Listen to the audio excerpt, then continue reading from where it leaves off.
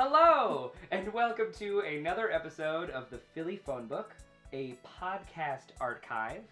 I am your host, Gideon Carroll McDonald, and with me today is a wonderful human here in the Philly theater scene. We got a playwright, an actor, a director, a TTRPG specialist.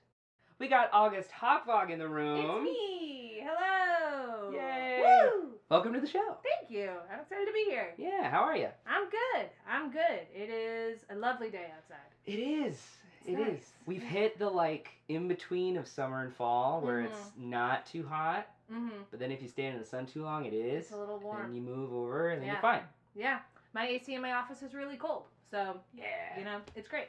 Yeah, being up here, hopefully the air is going to kick in even more. Oh, wonderful. But, heat rises. Heat rises. But yeah, thanks for being here. Super excited to chat. Of course. This is going to be a great opportunity for me to get to know you, as well as the people listening. So why don't we have a little bit of an introduction? Sure. Who you are, your background, where you see yourself as in our community, and take it away. Yeah. I'm August. I'm a butch theater artist. I'm from rural Pennsylvania, Tioga County. If you know where the Corning Museum of Glass is, we're a half hour south of that. Whoa. If you've ever been to the Little League World Series in Williamsport, we are an hour north of that. Those are our two closest landmarks. Look at that. Yeah, real middle of nowhere. I came to Philly for college. I studied acting at Temple, and then I stayed here ever since. Yeah, after I studied acting, during the pandemic I started writing a lot more, so now I would say that's like my main hat. I still act a fair amount, both on stage and in podcast spaces.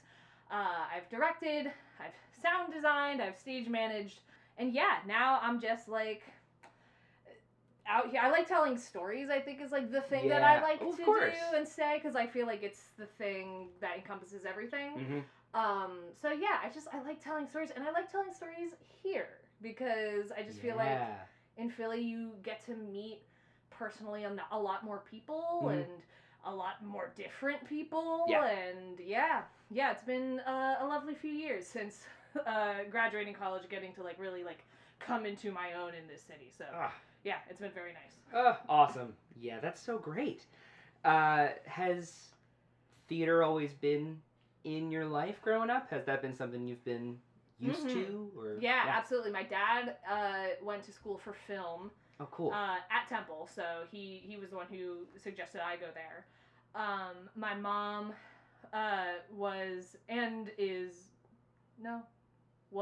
she just switched jobs.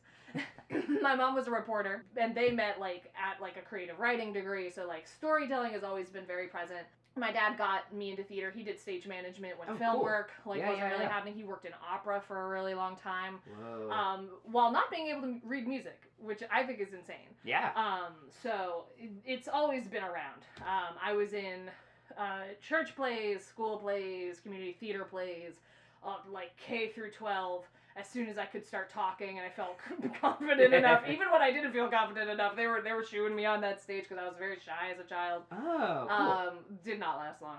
And I was doing theater all through high school, and I was like, I think I want to go do this for college, because one, I'm very passionate about it, and two, that was kind of one of the few jobs that I could tell everybody around me, no, I'm going to college for theater. I have to leave.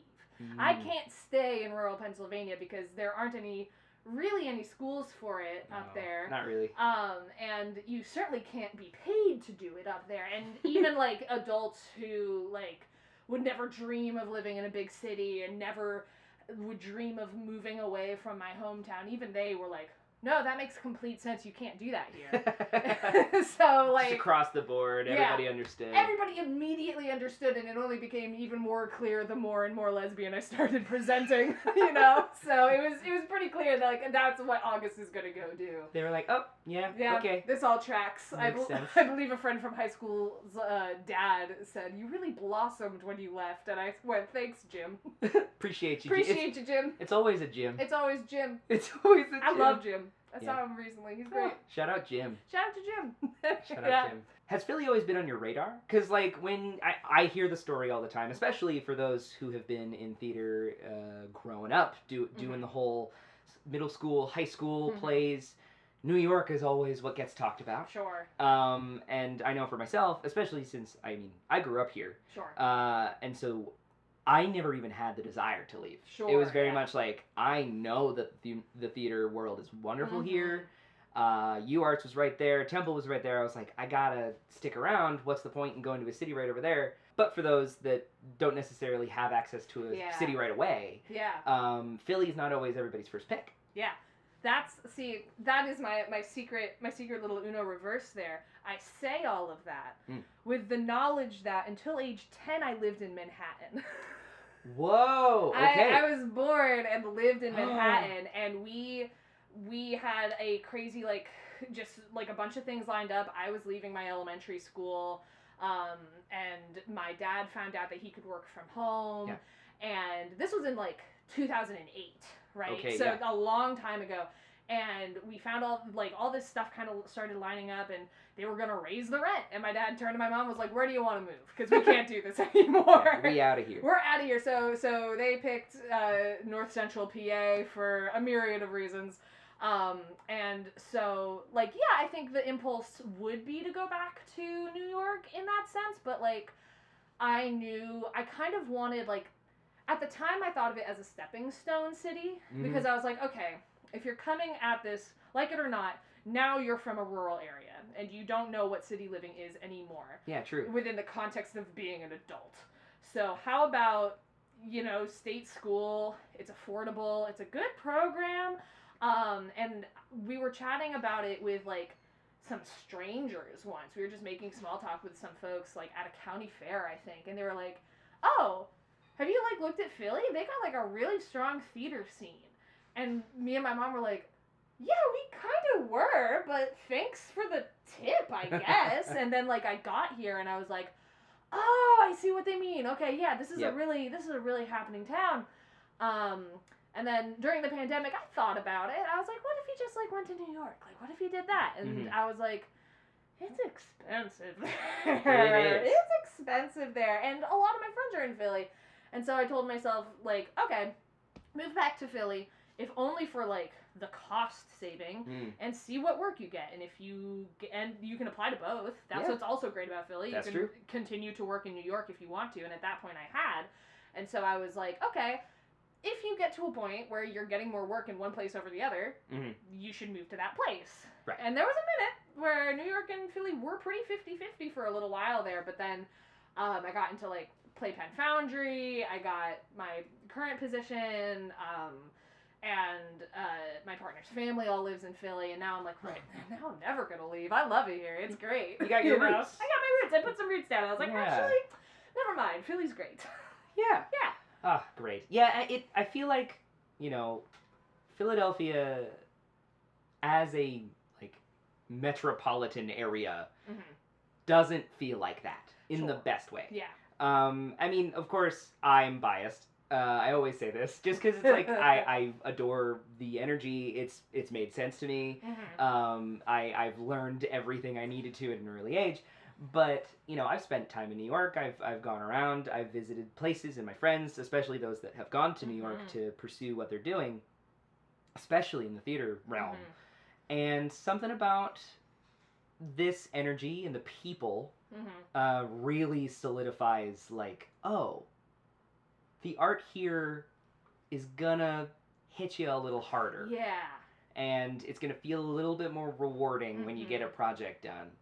And, like, obviously, all power to those that work in New York and make it happen, because that's a feat in itself. But yeah, Philadelphia is just a wonderful place. It's so wonderful. And, like, I remember a former boss of mine for, like, a production company I was working as a PA on.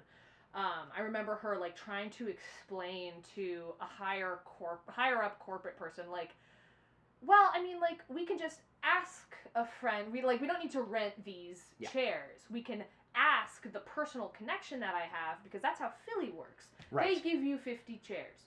In 6 months, I might be running their soundboard. Yeah, you know? Yeah, and that's yeah, just kind of, like, there's this very, very real sense of camaraderie that, like, has always been nice, like, through Temple and its alum network, and then getting into Philly, and it's not just the alum network, it's everybody. And I was like, oh, yeah, this is lovely. Yeah. Everybody knows somebody, and you're all friends. Great. Literally, when we started, right before we started recording, we were like, here's all the people we both know. Let's play the game where we all say things, people that we know. Yeah. Yeah, it's lovely. So your family was clearly, like, steeped in art as well. So storytelling just made sense to you growing up? Was it like they encouraged you to really, like, discover maybe what theater feels like, what filmmaking is, or was it just that you were kind of surrounded by their interests and it just kind of worked? I think it would have been like it's a little bit of both. If I had, like, shown an interest in, like, oil painting or filmmaking in a more serious degree, they would have, like, been like, okay, yeah, absolutely, sure. Yeah. Like, how do you want to engage with that? Like, how, like, they were very supportive in that way. I got very lucky in that, like, we went to a town that actually had a community theater in it, which was in and of itself pretty rare for that area. The next closest, like, youth theater was about an hour and a half away in Williamsport. Okay, yeah. And I did drive there and be in some shows because that's what I had to do. Of course. But, like, there are like plenty of other interests that, like, through high school, college have, like, they were really fun while I had them, and they've passed to the side. Like, I illustrated and published a webcomic for 4 years. Oh, whoa, and cool. They were really cool about that. Like, I went to conventions and I held little signs that said, "Ask me about my webcomic," and they took me there. And so, like, they've always been very. I have good parent privilege is the thing that like I always kind of have to, like, preface with. Like, I have great parents and they're wonderful people. Yeah. And they've always been very supportive of, like, whatever weird thing I'm doing, as long as I'm doing it with a plan and in a way that on the face of it doesn't seem foolish, you know? Of course, yeah. Oh, yeah. I'm in the same boat. Yeah. And so it just is a lovely... It's nice. Thing. Like my mom does visual arts and also now production design primarily. Especially, and we both work at the same children's theater right now. Oh, cute. And so being able to kind of find my voice in both, like, music and theater and having my parents just be like, yeah, go for it. Makes sense. Yeah. How do you want to approach it? And it's like college and this and that, and they're like, yep. Yeah. Cool. Sure. And I'm like, oh, that's a privilege that I have to really be aware of and be thankful for and offer to those that need it. And absolutely, like the countless music lessons and absolutely everything. They're great folks, and I credit them a lot with, like, how I think about things, just in general. Dope. Yeah, it's nice. How was your time at Temple? It was pretty good, you know. Clearly, I didn't have a horrible time because now I work there, you know? Yes. So that's yes, that's what I tell people when people ask, like, oh, you're, like, an alum. And, like, to be clear, like, I spent 5 years away. Right. I feel like if I had gone from undergrad and then somehow immediately got in as the box office manager, that might have felt a little weird. I don't even know if they let you do that, you know? I don't know if they'd be allowed to hire that recent of a grad. Hard to say. But, like, having that distance after I did the starving artist thing for 5 years. I was financially independent and doing gigs and gigs and gigs and gigs and day jobs and all this stuff. And so by the time I got tired of that, where I was like, my body cannot handle this stress anymore of not knowing if I'm going to make rent every month. I need a solid job. I need health insurance. I'm turning 26. Yeah. I was really lucky in that I was in a place where I was like, okay, what's around? Oh, this opening is here. And the onboarding was so easy once I had the job. Yeah. Because most of learning that job is learning what the semester is and who the professors are. Right. And, like, all the different personalities. A people game. And yeah, exactly. Yeah. And, like, who's in charge of what resource and who you can ask for help on this. And I knew all of that already. So it was an incredibly easy transition. And so, like, I tell people now, like, clearly I didn't have a bad time in undergrad because I came back.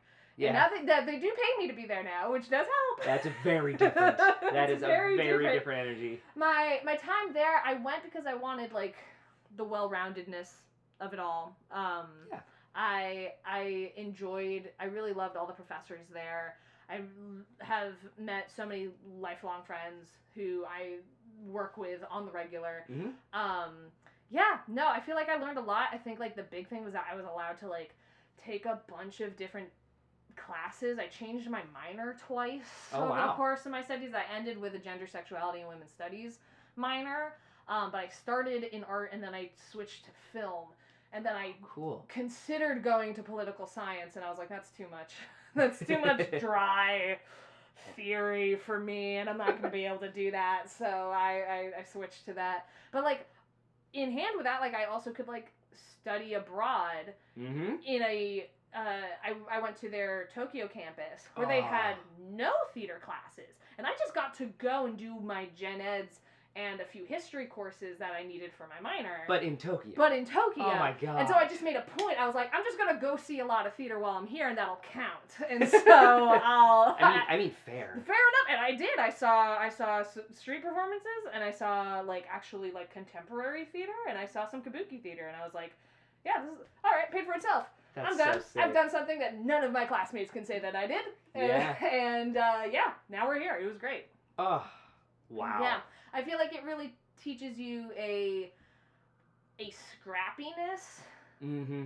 Like, if you aren't, like, getting into school shows, professors are, in the same breath, giving you opportunities in town. And that was the kind of student I was. I was not in a single Temple Theater production on stage or, like, in a position that, like, I fought for. Right. I did student work stuff, and I was in town stage managing.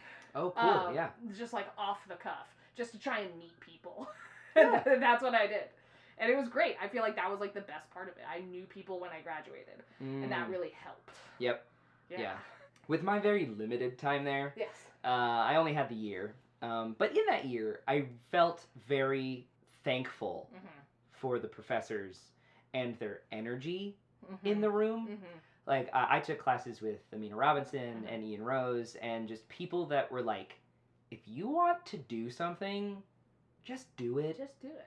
Like, it was a really refreshing take on how to approach my future in this field. And, I mean, obviously I got those same teachings from UArts, but in that energy that I then brought to this new school, being able to be like, oh, yeah, I can still make this happen, and... you know, these people are going to be in my corner, and I don't even know you. Yeah. I felt like Philly really lends itself to the people part of the game in a way that is so unique and so kind. I had, you know, Amina just be like, look, people are casting over here. You should go to this. You should make sure that you're in these rooms. Yeah. Here's the people I know. We're going to have 3 different master classes with somebody that I think is important in the field. And it's like, oh, right. That's the person that works at the Wilma. Yeah, like, it's always something like that where it was like, oh, I'm getting my roots now. Yeah, exactly. And I think Temple is very, very good for that. And what's great is that it's like contagious, because now I'm sitting in the box office and I see, like, a casting call for a theater I worked at 3 years ago, and I go, yoink, and I send it to, like, just the box office kids. Cool. And I go, don't say I never did nothing for you, and I send it. I do it, like, once a semester, and I hope some of them take me up on it, because I'm sure. I keep an eye out for them, and I, like, try to connect people, because I'm like, yeah, no, this is, like, the best part. Yeah. The best part is what happens after, now that you've met everybody, you know? Yeah. So, yeah. Oh, awesome. And then you continued your studies, right, with the gender and sexuality? Yes, I left undergrad for 5 years, didn't do any schooling. I got into the PlayPenn Foundry program. Yes. Like 2 years ago, and I was like, okay, cool, I don't have to think about grad school, because this is a 3-year program. Totally. I show up, it's a writer's group, essentially. We share pages, we chat, industry stuff. And I was like, cool, great, I don't need to go to grad school. And then I got this position, and I can take classes for essentially $200.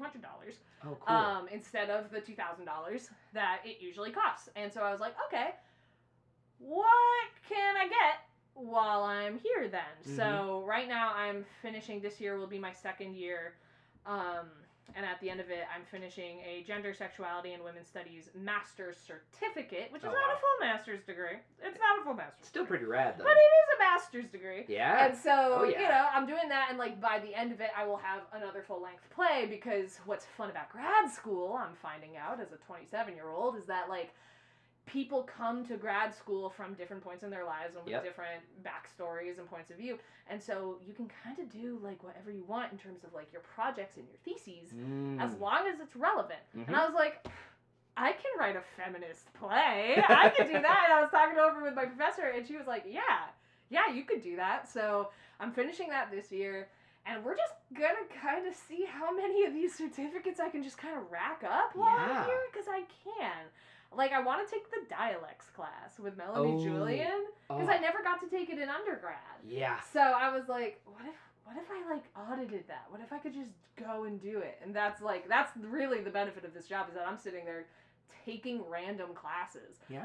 I'm going into my third year, and I think, I'll have taken, like, 6 classes at this point, just because I like doing it. Well, that's so awesome, because the education is just at your fingertips. Yeah. And, like, being an undergrad, you have this sense of, okay, well, I got the goal. I got to take the classes I need. Mm-hmm. And then you know, a lot of the times you get the luxury of being able to take what you want and, like, you know, switch it up a bit, be like, oh, I can dip my toe in this thing and this thing. But the freedom of being like, okay, now I get to just learn whatever I want. Which is so cool. It's so cool. It's so lovely. Like, there's no requirements. Yeah. There's hardly any requirements. I'm having a blast. I'm, like, bugging the head of playwriting. I'm, like, knocking on her door and being like, hey, Jenny, can we do an independent study where we just kind of show up whatever, and I just kind of give you pages and you just kind of look at them? She's like, yeah. Sure, why not? Cool. Sure. Yeah. Big fan of this. Cool. And the fact that then new, like, track of education and that experience then just gave you a whole new play. Yeah. Like, that's just so sick. Giving me two. Giving me two at this point. Look at that. Yeah, no, like, my first year I took advanced playwriting with a bunch of undergrads. Yeah. Because I was like, I want to try taking a class, but I don't want to be at, like, a graduate level yet, in case, like, that's a lot of work. Yeah, I'm not ready for it. And so I took it with a bunch of undergrads, and I was like, no, I'm gonna, like, write a draft of. I looked at the professor and I was like, hey man, like, I'm gonna do what you're asking me to do, but this is the goal. I have an idea and I'd like to write it through your class. And so that's where the superconductor came from. The first draft of that. Yeah. The first 45-page draft of that Boom. I said was done. I'm using a lot of error quotations in this interview. Yeah. Unfortunately, I claimed was done and wasn't, but I did get it done. So there was that. That's nice. Yay. Well, that's awesome. I want to, like, absolutely pick your brain about all of this. But before we move on, I'd just love to know, with the time that you've now given to Philadelphia, you know, being someone that has their roots here, making it happen, calling it home, what has it taught you? Has it given you a lesson that's been like, oh, I am a different person now. I can approach things with a more, you know, widened look. Because I think the city, as kind as it is, can be ruthless or real, and I think that goes hand in hand. And I just want to know, like, you've gotten a lot of time here, so I feel like the biggest thing that, like, Philly as, like, a city and community gave me was, like, in my hometown, I felt, maybe I wasn't, maybe this was self-imposed, but I certainly felt hyper visible. Especially when I moved back I was home for, like, 8 months during the pandemic. And at that point I had transitioned, and I just remember, even in high school when I hadn't yet, I was very loud about my politics, and I was very loud about, like, my belief system, and I always felt very visible. And I remember moving back to Philly after I had moved home, and I made the choice, like, no, I'm not going to do New York, I'll go back to Philly. That's where my pals are. Truthfully, a friend, like, had a room opening up and needed a subletter, so I was like, yeah, I'll do that. That'll work. That'll be fine. Yeah. And I remember getting there and immediately relaxing, because I was like, oh, I'm invisible here. Oh. Thank God! You know, like, it feels a lot more like I know there are people who look and act like me and think like me and have the same political beliefs that I do. Yep. And like I know they're here, and even just knowing that is like such a strange weight off of my brain. So I think that's like kind of the biggest thing was like that sense of anonymity that like every once in a while, even like in a theater sense, I can retreat back into. Like, yeah, like okay, whatever, I could be having a moment, but if I need to take a mental health break, I can, and I have, and nothing bad happened. I took my 4-month break. I said I can't audition for anything. I'm burnt out. I can't apply for anything. I'm burnt out. And then when I was ready to come back, I reached out to all my friends. I was like, hey, I'm ready to come back. And they all went, great, here. Oh. What do you want to do? Let's go. So that's kind of the best thing that I can think of for. I mean, first of all, good on you for being able to take a break. The fact that you even just told me that, I'm like, that's brilliant. I had a huge breakdown. Well, congratulations for getting through it. I did. Yeah, it was just I was really tired at the end of it, and I was like, you know what? I had one really bad, disappointing rejection email, and I was like, I just need 4 months. And it was badly timed. It was from like May to September, and that's when all the season auditions are. But I was like, yes. No, I have to, or I'm gonna like jump in the skookle, and then who knows what'll happen. And then come out completely different. Who knows who that's gonna be? So I was like, I can't. And like some really wonderful things happened during that time. So like I'm a big proponent of take a break. Take the break. It'll be here. We're young. We're young. You have so much theater to make. Take the break. It's fine.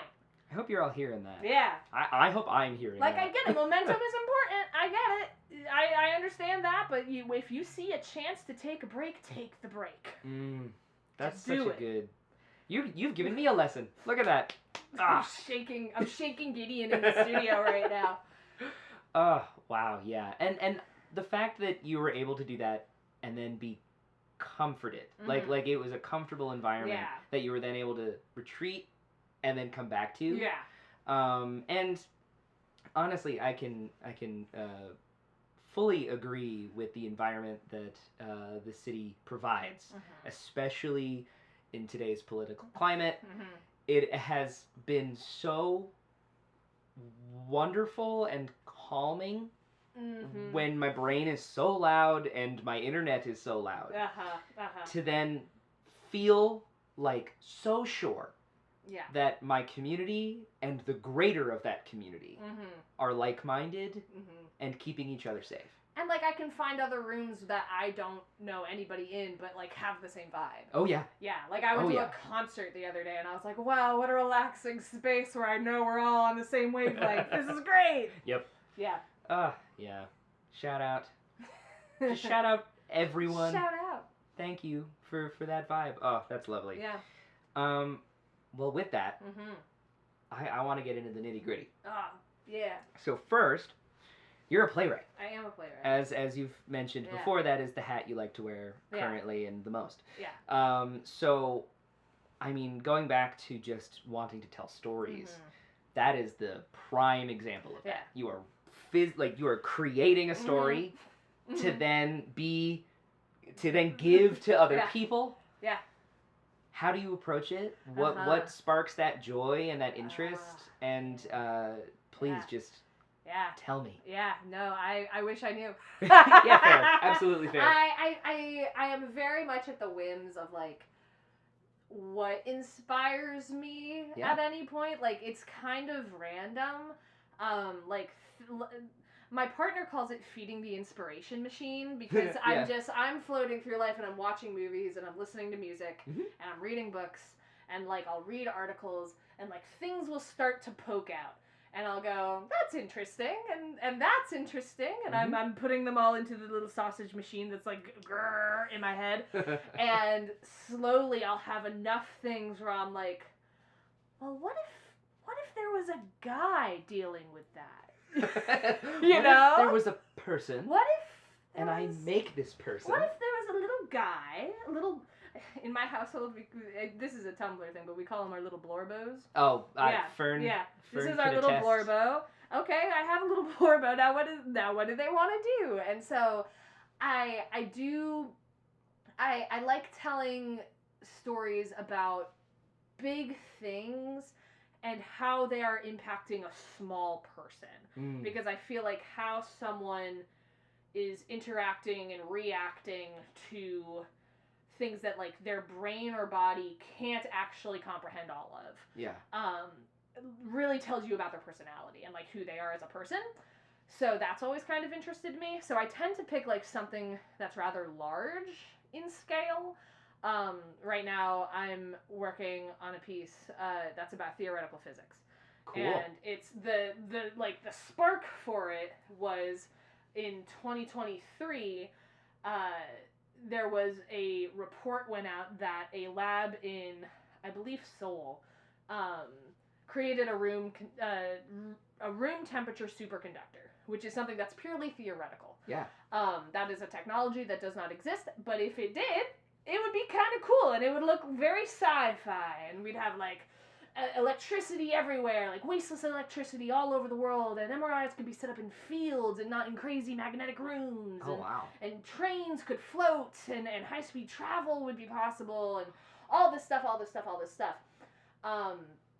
And this report went out that someone had figured it out, and then several other reports was like, there's no way that this lab in Seoul figured this out. Right. And then, like, you know, a couple days later, no, so the lab in Seoul did not actually figure it out. But it was really cool for a second. What if they had? We all got really excited. The physicists all got really excited all over the place. And I was like, wow, you know, like, it's been a minute since we've had, like, a large scale, like, big scientific thing happen. Yeah. And so, like, thinking about that, and then we're in this moment of a rising class consciousness, and these things in history tend to go hand in hand. And I was like, well, you know, usually we have technology then begets a social movement, like the printing press. Right. What if it was the other way around? What if it was a social movement-esque thing is the reason we are able to unlock something like this, something theoretical. Oh, wow. And that's a big topic. That's huge. That's a very big topic. And then I created 6 people to deal with that. Of course. And that's the springboard for, like, a lot of things. Just, like, thinking of something at that level, like, how do you deal with that? I'm going to make this person deal with that. And I'm going to put them in a room, and I'm going to make them deal with that. Oh, wow. Because hopefully, at the end of the day, what I'm trying to do is find the answer for myself. Like, how would I deal with this? What do I actually think about this? Because I need to hear myself talk to know what I'm thinking. Yeah. And I need to, like, see it written out loud to see... Written out loud. I need to see it written to know what I'm thinking. Yeah. And so, like, a lot of... Kind of, like, when I know I'm done or when I know I've hit something is, like, oh, did I figure out my own problem? Did I figure out what I would respond to this? Okay, cool. Yeah. Now what? You know? Yeah. That is fascinating. It is a backwards way of going about it, I found out. But it makes total sense. Yeah. Because then it's like, here's the situation. Here's some guys. Here's some guys, and now how are they going to react to that situation? Huh. I don't know. Dang. Yeah. With having an approach with such a grand scale, how do you then approach smaller scales? Do you still view it as like a grand moment, even if it is distilled to like a bedroom or a brain or a moment? Or do you approach that a little differently? I like to, throughout the whole piece and then, like, you know, individually within scenes, I like playing with scope. Okay, so even if it is big scope versus small scope, that's still scope. And those things, if they are in, like, contrast with each other within a piece, can be very effective on showing, like, what's happening on, like, a macro or a micro level. So, like, for my play Acute Exposure, which MK talked about on this show, like, it is essentially pretty micro. It's got 2 high schoolers in a bedroom figuring out they like each other, right? But the macro is human civilization will live for another 10,000 years if we're lucky. How do we tell them something if they don't have the same language, written language, or knowledge as us? that is an impossible problem. Yes. And so, like, the juxtaposition of those two scopes is what I find interesting. So, like, the ping-ponging, I'm like, yes, give me a tiny room with tiny people in which to talk about this big thing that, like, they can't quite figure out or conceptualize. Yeah. Yeah. Are you the kind of writer that approaches a play with knowledge as to how it looks already? Or are you the kind of person that's like, I'm going to throw everything at the wall. I don't care what it has to be. I'm going to write these crazy stage directions. I'm just going to do whatever I want, and then we're going to figure it out. Yeah, I tend to come in with a pretty like solid setting, and then the characters are very wibbly wobbly throughout.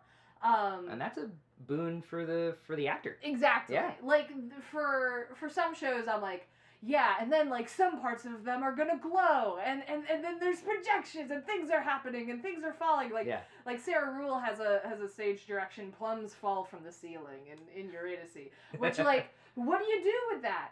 I don't know. Plums. But that's not Sarah's problem. That's the director's problem. And so I learned that very early, and was like, wait, as long as I'm communicating something, it doesn't matter if it can be done. So in acute exposure, like, we have constellations showing up, and we have like glowing handprints showing up, and they're like in a bedroom and outside and in a classroom, all in quick succession. And in like the complete opposite way, in the superconductor, they're in one lab. Okay. And it's a real-time play, so there are no scene breaks. Oh, so it cool. is, they clock in at 9, the play ends at 11. That's sick. And a bunch of things have happened. Yeah. So I tend to start with a setting. I also tend to start with like a rule. Yeah. And like, it's either like for it's a real-time play. I don't get scene breaks. I can't cheat. Everything has to build on itself. That was the rule for that one. And then anything else can be whatever it is, but that's the rule. Yeah. For my first play, As I Was, I had 4 seasons, and then I had an epilogue and a prologue, and I was in this workshop, and they were like, you need to add a scene, and I was like, but the symmetry, and I was like, okay, fine, 1 extra scene in the middle, and that's it. That's the rule, because it has to be even, right? Oh, yeah. And so, like, I have, like, these weird structural rules. In this piece I'm going to write next year, like, I want to get into columns. You know? That's, I was telling my partner about it yesterday. They're like, you're in your column era. And I was like, yeah. Something about columns. Stereophonic is written in columns. Oh. Yeah, because they got the recording booth and the, like, the outside of it. Oh, gotcha. So they have the dialogue on 2 completely different columns. Oh, that's sick. Yeah, for depending on what room they're in. I saw that and I was like, do I need to rewrite the superconductor? And then I was like, no, I can't. I don't have time. Let's let this be its thing. That's going to keep doing its thing. Yeah. I mean, you got the rule makes total sense, because then it informs everything else. Yeah. Wow. Yeah. That is clever. As an actor, also, because you have the acting experience behind you, you also have directing experience behind these then informed moments of writing, would you say that you can look at it from all angles now? Has that changed? I try to. Yeah, I think I've gotten better at it. I think it's been so fun, like, watching other people direct my work. I think as, like, a director, I don't think I can, like, actually look at my work as a director anymore. Yeah. I'm kind of like, that's for somebody else. That's not something I can do. But, like, as an actor, absolutely. I sit there and I go, well, I feel this way about the character, but I don't know if it has to be, like, set in stone or not. And if I do feel very strongly about it, then yeah, okay, then they can go into the script. But, like, I like providing outlets for actors to, like, make choices and make those calls, because there's so many different ways that you can do things. Like, when we were doing acute exposure, we had callbacks, and someone did it in a way that, like, I had never seen before. And I was like, whoa, I've never seen that take on it.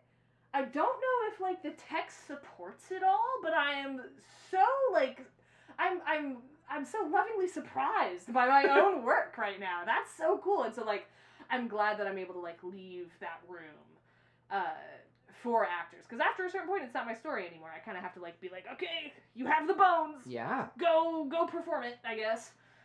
You know. Of course. Yeah. I mean, I've been in a lot of rooms where either the writer does approach as such, where they're a tool, they're there for help, but a lot of the times they're not even there in the room, and then others, which have been less enjoyable, where a writer is like a little bit protective in a way that then becomes destructive to what the room is providing. Because, I mean, theater, as we all know, is innately collaborative. It is the collaborative art form. Because everybody plays all these different parts that all make one big thing that we all get to enjoy together, and it's always different every single time and depends on the people. And so, would you say that you have been able to let go of the pieces easier now? Has that always come to you easily? And do you find yourself in the room often? Or do you like to just be like, okay, have fun? I'm sure that there are like points in my career that people can point at and be like, August, you were very precious about that. You know, like, I'm sure that those exist, but I feel like I hit a point where I go, all right, I don't got to deal with this anymore. This is done. Like, acute exposure is done. I'm done writing it. And that's an awesome thing to be able to say. Yeah. Great. It feels fantastic. And like, but even for pieces that like I'm still actively working on, like, I think an incredible part of that process is the part where you like give it to a director and you let it go. Because then like seeing what they are getting out of it without your input, it tells you what you have to change. Because like if people are reading it and like getting something completely different, it's like, okay, so why are they thinking that? What clues can I leave to guide them in a different way if I need them to go in a different way? Or are they finding something that like I put in there that I didn't even know I was putting in there, and that's really strong. That's a strong choice. I want to solidify that a little bit more. So like I find that part of the process my favorite part. Awesome. Because like I love a staged reading, but like it's just listening to your own words over and over and over again. Once you give it to a team, and for like a workshop or for like a world premiere, like that's when you can actually like learn what the piece is doing to other people, and it's one of the few chances that you actually get to sit there and learn it there while you can change it. You know, getting to just experience what you've made. Yes, that's such a unique experience. Like it's so much fun. Yeah. it's a lot of fun.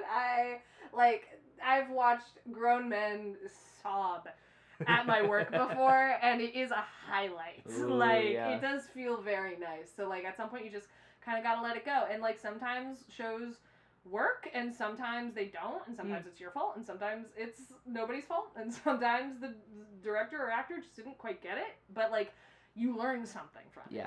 Yeah Experiences like that, say if a play just doesn't read very well, or the team maybe wasn't right in the moment, have you found it easy to then be like, okay, here's what I can do to fix this, or here's what I can do here's what I can do differently, or is it just like, well, on to the next? It depends on the piece. I feel like I feel like for some of the stuff where I'm like, it's still very much in flux, I'm still writing, like sometimes it's okay, that's not working, this read, like something's not working, and I don't know what it is. So I can kind of just like, okay, I know it's not working, so I'm just gonna put it aside. I shouldn't write things one at a time. That's just how it has been a little bit in my career, weirdly enough. But usually if something's not working, I try to give it a little bit of a break and just be like, okay, let it sit for a second. Maybe something will go into the inspiration machine. You can crank something out and it'll be different. There have been moments where like an interpretation didn't work perfectly, or like someone didn't quite get it, and I could go, okay, cool, so I know what needs to happen. I need to solidify X, Y, and Z so that this doesn't happen again. I saw how we got here, which is, I think, another benefit of like that kind of world premiere workshop structure. Yeah. You know? For sure. With having you typically write a play and that's the play, and then you move on to the next, like one at a time. you now have 2 projects happening consecutively. Yes. So let's talk about those. Yeah. I mean, one, having 2 pieces run at Fringe, that must be a wild feeling, or like stretching your brain a little bit in a weird way, or it's funky. Yeah, it's funky. Yeah, it's funky. I'm incredibly lucky in that like I'm not actually self-producing these. True, yeah, you were able to work with people. Yeah, I have teams for like the first time in my career, so I'm like, awesome. I'm riding that high first and foremost. Is that I'm riding that high. But like I'm not self-producing the entire thing. Like I won a special track in Cannonball, which meant I had the space. Shout out Cannonball. Shout out to Cannonball Fest. Shout out to Nick, my lovely producer. Oh yeah, Nick. Nick, lovely, and shout out to PTC and the Text and Dramaturgy cohort. A great little program there, and like I can self-produce a staged reading. I can get 6-7 actors, pay them a little stipend, and go, can you just show up for like 3 hours, and they'll do it. Yep. And so like the fact that these things were logistically fairly easy, really helped. Awesome. So let's not sell that part short. I actually am in a very lucky situation. But like the reason I preface it with that is because I've been like going around town, and when I run into like other people and other professionals, they're all very similarly like 2 shows at the same time, huh, Hakvaag? That's what you're doing? And I'm like, I didn't mean for this to happen. It all just kind of happened. It just worked out. It just worked out. And also, like, Acute Exposure, one of the productions, is done. I'm not writing it anymore. Right. She's done. I'm like, boom. I got to hear the first read. I made a few notes. I changed a couple of things, and I sent it on its way. Awesome. And so now I don't have to worry about that. It's done. And so the other play, The Superconductor, like, I am actively working on that, but the draft is done. I'm not writing to a deadline. I finished it last spring, so we're only reading the first hour of the show, so that I have time for, like, audience feedback live in the room, and it's a lot easier to just focus on, like, 1 hour of content, rather than, like, racing to a deadline, or like, oh, we had a rehearsal and now I need to add like 3 scenes real quick and I need to cut a character. I'm not doing that. Like at this point in the game, both of them are in solid enough places that I'm like, okay, cool. The only thing I have to actively worry about is the marketing and getting people into the room. Right. Which is a whole different ballgame. Yes. But I'm glad I only have to focus on that. True. So. True. Yeah. How long has Acute Exposure lived in your brain? That was my pandemic play. Oh, cool. Yeah, Okay. You know how everyone was like, Shakespeare wrote King Lear in a pandemic, you can write a King Lear. And everyone was like, I'm going to write a King Lear. And I was like, I'm going to write a queer coming of age story. Yay. And it's not going to be King Lear, but it's going to be something. So I had been chatting with a friend before the pandemic. She was like, I'm an emerging director, you're an emerging playwright. What if you wrote something that we could really easily produce, and we like found a Fringe festival somewhere, and we did it. And I was like, that's a great idea. That's a great idea, Becca. Thanks for the idea. And so I started like thinking about like this thing, and like it was in the inspiration machine. The long-term nuclear waste disposal was just like in my head, and I watched a really interesting documentary on it called The Safest Place on Earth. Oh, cool. Which is about like the worldwide search for a safe place to store radioactive materials while they basically unradioactived themselves, which takes tens of thousands of years. So like somewhere safe. And so I was like, oh, okay, I could just like start writing that. I had a full length under my belt, and I was gonna get started, and then a pandemic happened.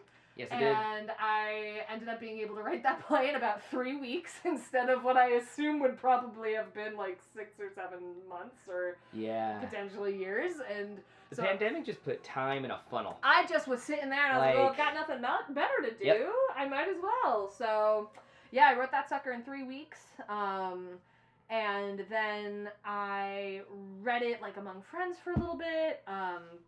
I had it workshopped with Richmond Triangle players down in Richmond, Virginia in 2021. Yeah, 2021. And then I didn't touch it for a really long time. I was like sending it to places, and like student orgs were doing it across the country, and like, you know, it was kind of like bouncing around.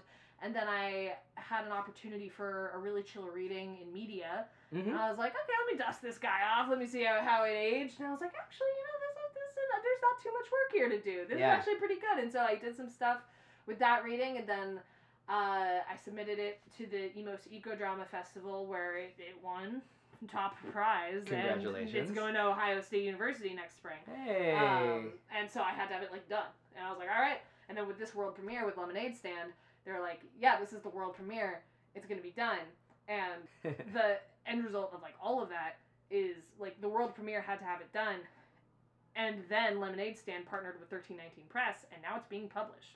Whoa. So I don't know if I don't know if that announcement's out yet. So and I don't know if it'll be out by the time this goes out. Okay. So like we'll communicate that. Yeah. I'll let you know. That's congratulations. Yeah. Thank you. That's so cool. Isn't that so cool? And like, wow. And like it was very serendipitous that way, and like it just happened to be the script that I've always just kind of been like, yeah, okay, yeah, boom, okay, boom, boom, boom, boom, boom, okay, it's done, and like, because I do feel like a big part of the process for me is like, you have to finish it, because I know a lot of people, a lot of respect to some of you who might be listening, who got some projects on your burners and you never finish them. And I love you, and you're all so creative, and you could do it. That could be a cool thing. You gotta do it, and you gotta finish it.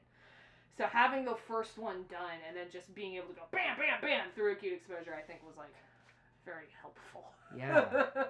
And especially one that is such a small in like, well, we were talking scope. It like, is my smallest. Like it's a two-hander, yeah. Yeah, two-hander, two people. Two people. And you know, my lovely friend Isabel Penn is performing in it, and when I got to talk to them a little bit about it, they were saying how excited and terrified they were of like, this is there are two of us. Yeah.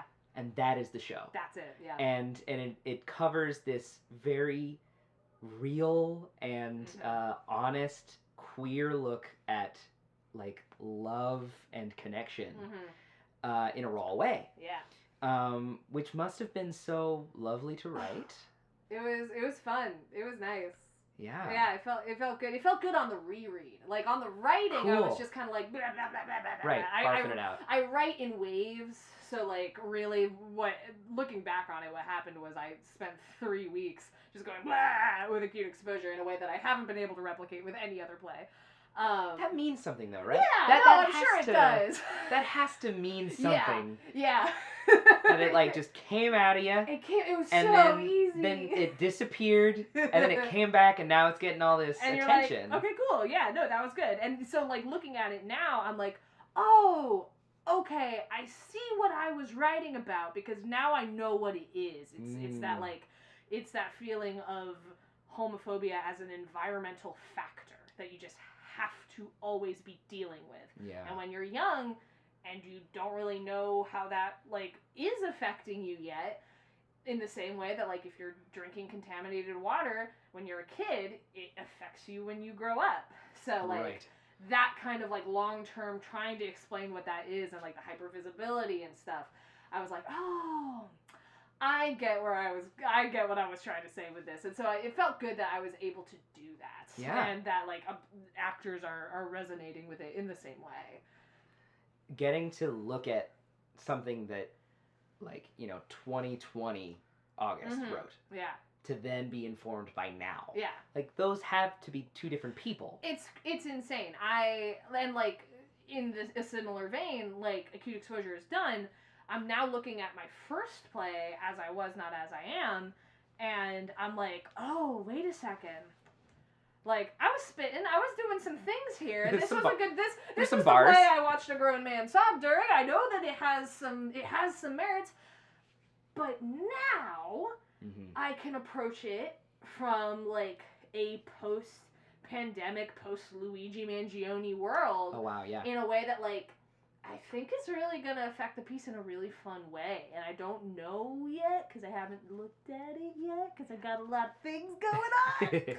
But when I have a minute, I'm going to go back to that piece. This is a threat. Okay. And I'm going to make it sadder. Ooh. is I think what's happening here. Unfortunately, I think I wrote in 2019 my COVID play, which is insane. Whoa. But it's just, noticing patterns of system failures, and the systems system failed. Be failing. Systems be failing. They dude. be failing. They just be failing all over. Could you give me a little bit about As I Was? As I Was is fun. It's 4 lesbian roommates in North Philly, and one of whom is going through some kind of unexplained, but she's also not going to the doctor because it's expensive, chronic issue. And it's clearly painful, and it's clearly, starting to really affect her life. And so her, 2 of her roommates decide to set her car on fire so that she can collect on the insurance. Ah, there it is. And, it's about,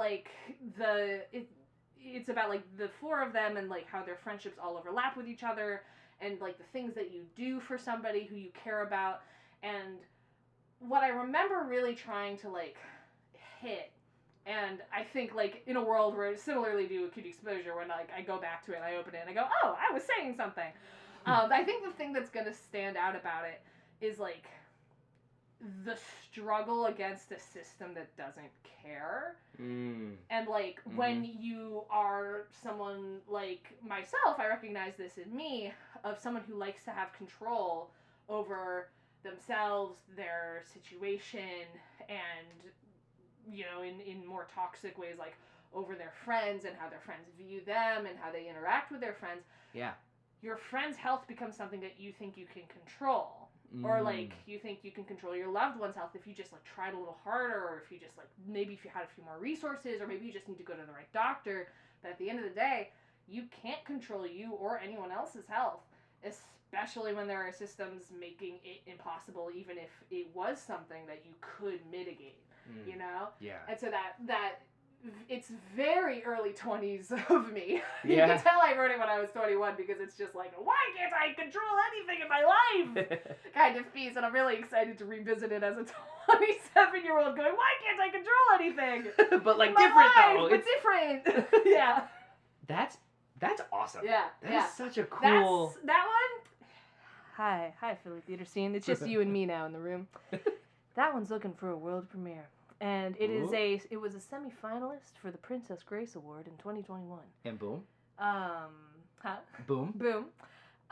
So if you want a tight little four-hander, that you could just put up real easy during June, you know where to get me. To those producing. Yeah, to those producing. Hi. Hello.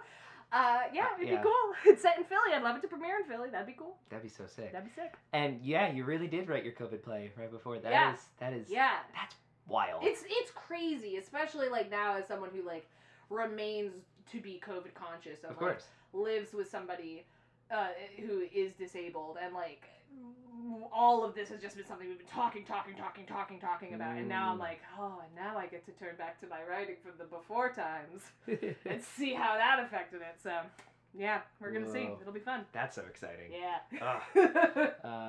And with this third piece, with the second of your pieces being put on in Fringe, the Superconductor, that, as we were saying, isn't done yet. No. You're able to just have a reading of this. So as opposed to getting to see Acute Exposure premiere and exist and be done, then still having this other thing, even after, and then to be oh, this isn't done yet. Nope. But then I get to experience an audience in a different way. Yeah. How's that being approached? It's going to be very fun. This is my largest piece. On the other end of the spectrum is the Superconductor with 6 people in it. Nice. And it's bigger in scope, it's bigger in length.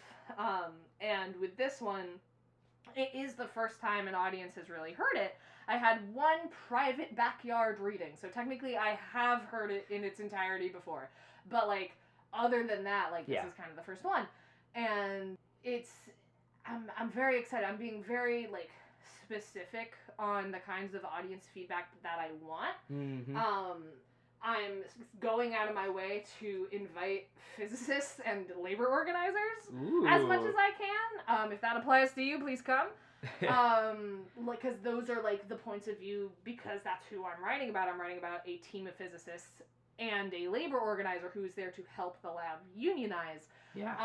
I want those perspectives in the room giving me feedback, even if the feedback is, this would never happen this way, August. August, that's not how that works, you know? And if that's the case, all right, I have to go and I gotta fix it. Mm-hmm. And maybe that'll mean rewriting the whole thing. Maybe it won't. I hope it doesn't, because I kind of like what I have. Right. There's 85 pages of that sucker in there, and I really don't want to rewrite all of it. But for that, like, at this stage, it's so fun, like, being able to approach, like, the audience and also, like, the actors of what is sticking out to you and what questions are you leaving with, and, like, if you're performing it, like, what are you being drawn to within these characters, and it's so great hearing all of that, and, like, I know something's gonna surprise me in there. Someone's gonna say something that I'm gonna be like, I've never thought of that before. Wow, that's crazy. I didn't know that, like, you could even think of this from that angle, and I'm gonna be able to, like, work on it even more. Like, this is a big piece, and I've just been constantly tinkering with it for, like, 2 years. So, like, even having more material to work with, I'll be like, yes, yeah. It's molding something. This is the stage that gets to mold it. Yeah. That's really cool. Yeah. Yeah, the last act is still nice and gooey. It's not baked yet.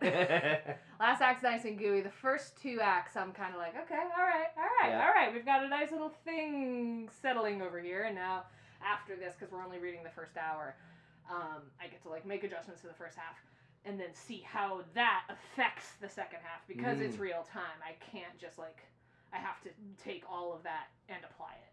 So, would only showing an audience the first half of a piece then inform your second half based on, like, say, predictions? Like if I saw a piece that didn't have an ending. Yeah. And then I'm like, what?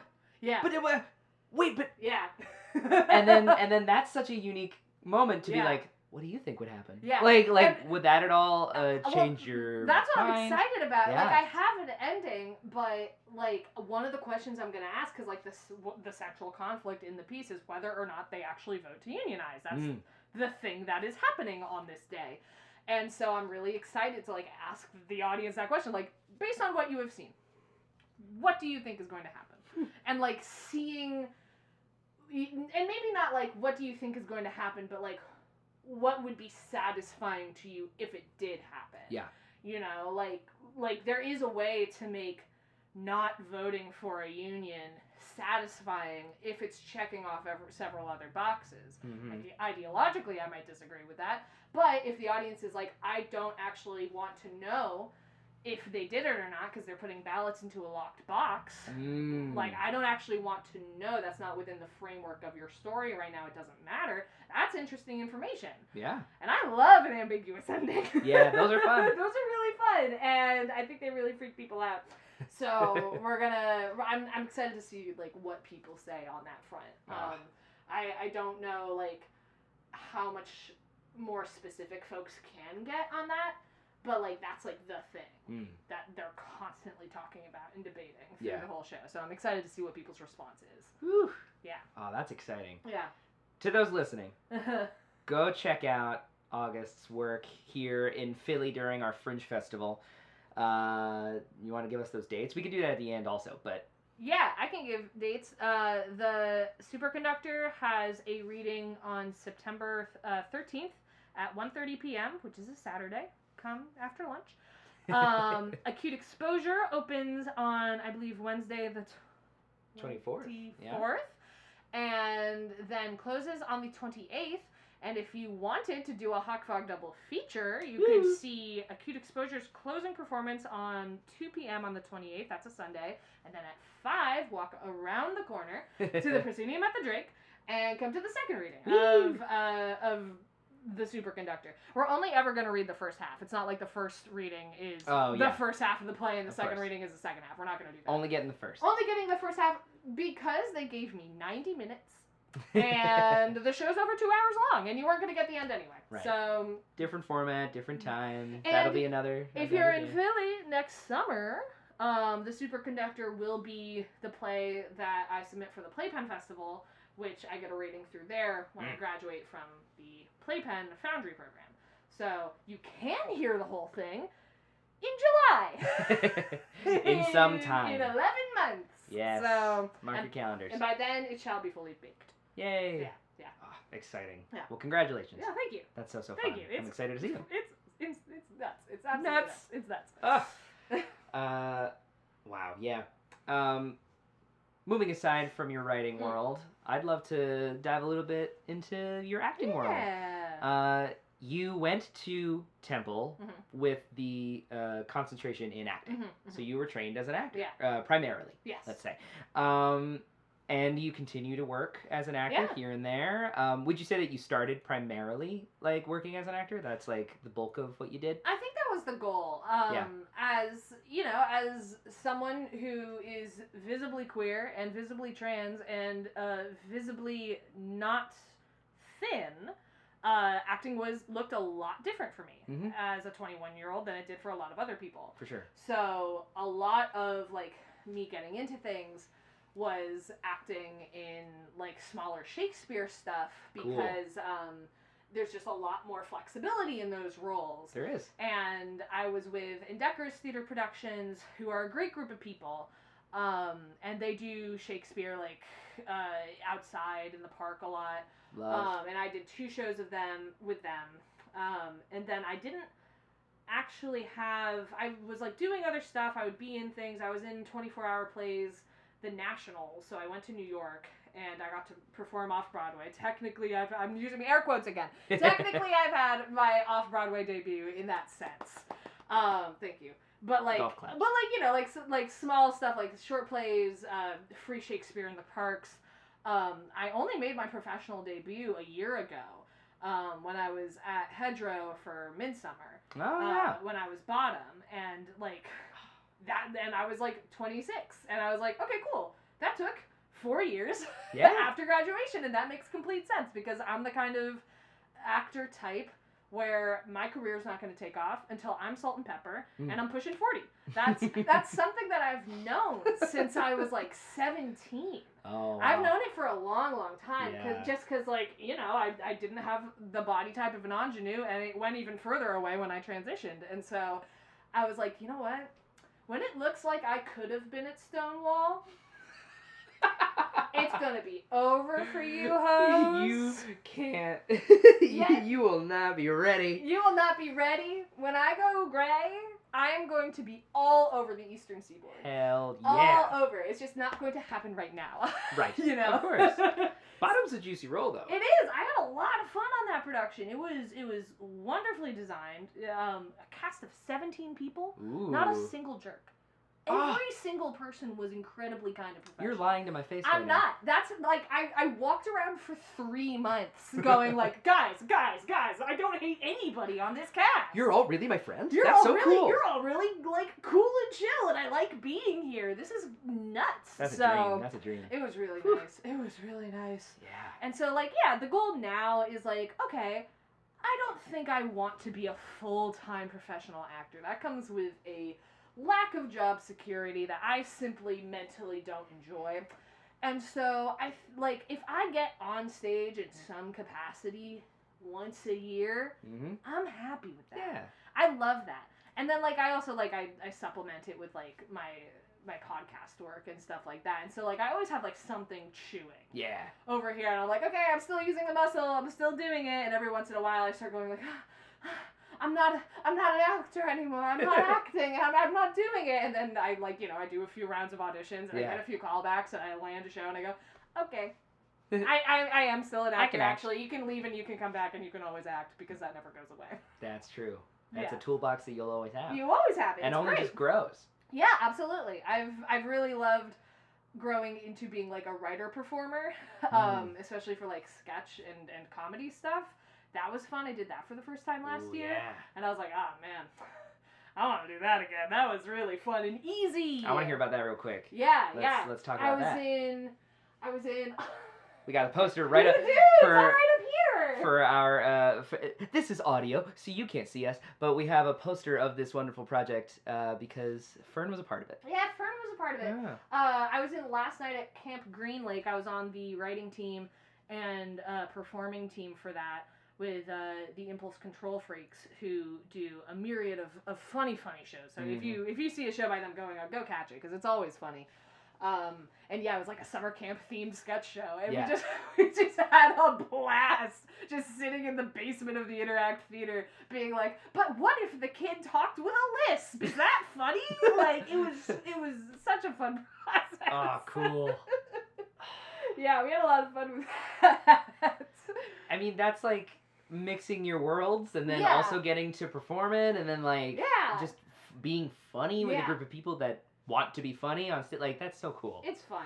I felt very, very glad to be invited onto that project because I was approached by Shaz, who's in Foundry with me, and like, you know, like you were saying about the Actor's Toolbox, like I'm in Foundry, I'm a playwright, but we're sharing pages, and so, you know, I would take the pages and I would do them, I would act them, because that's I'm good at a cold read at this point.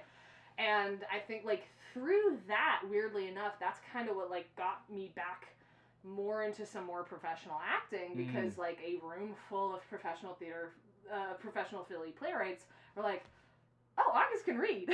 Yeah. August can deliver a joke. Yeah. Excellent, great. So, like, those two things really kind of fed into each other in a very fun way. I mean, having the Foundry as that, like, consistent, like, group of like-minded artists, like, that must have been so awesome. It's so wonderful. It's such a great program. If you're a playwright and you want to, like, do it professionally and, like, have that be your thing, I highly recommend applying. It is, like I said, I did that instead of grad school, and I've saved myself a lot of money. Of course. You know? And now finding yourself at the end of it, how would you say the experience is different from, like, joining it and then being, I would imagine, intimidated by the room. Of course, that's the first thing to come to mind for me. I was like, I would be I didn't scared. talk for the first 6 months. Yeah, there it is. For 6 months, I was like, I am going to let everybody else talk because I don't have opinions and I don't know.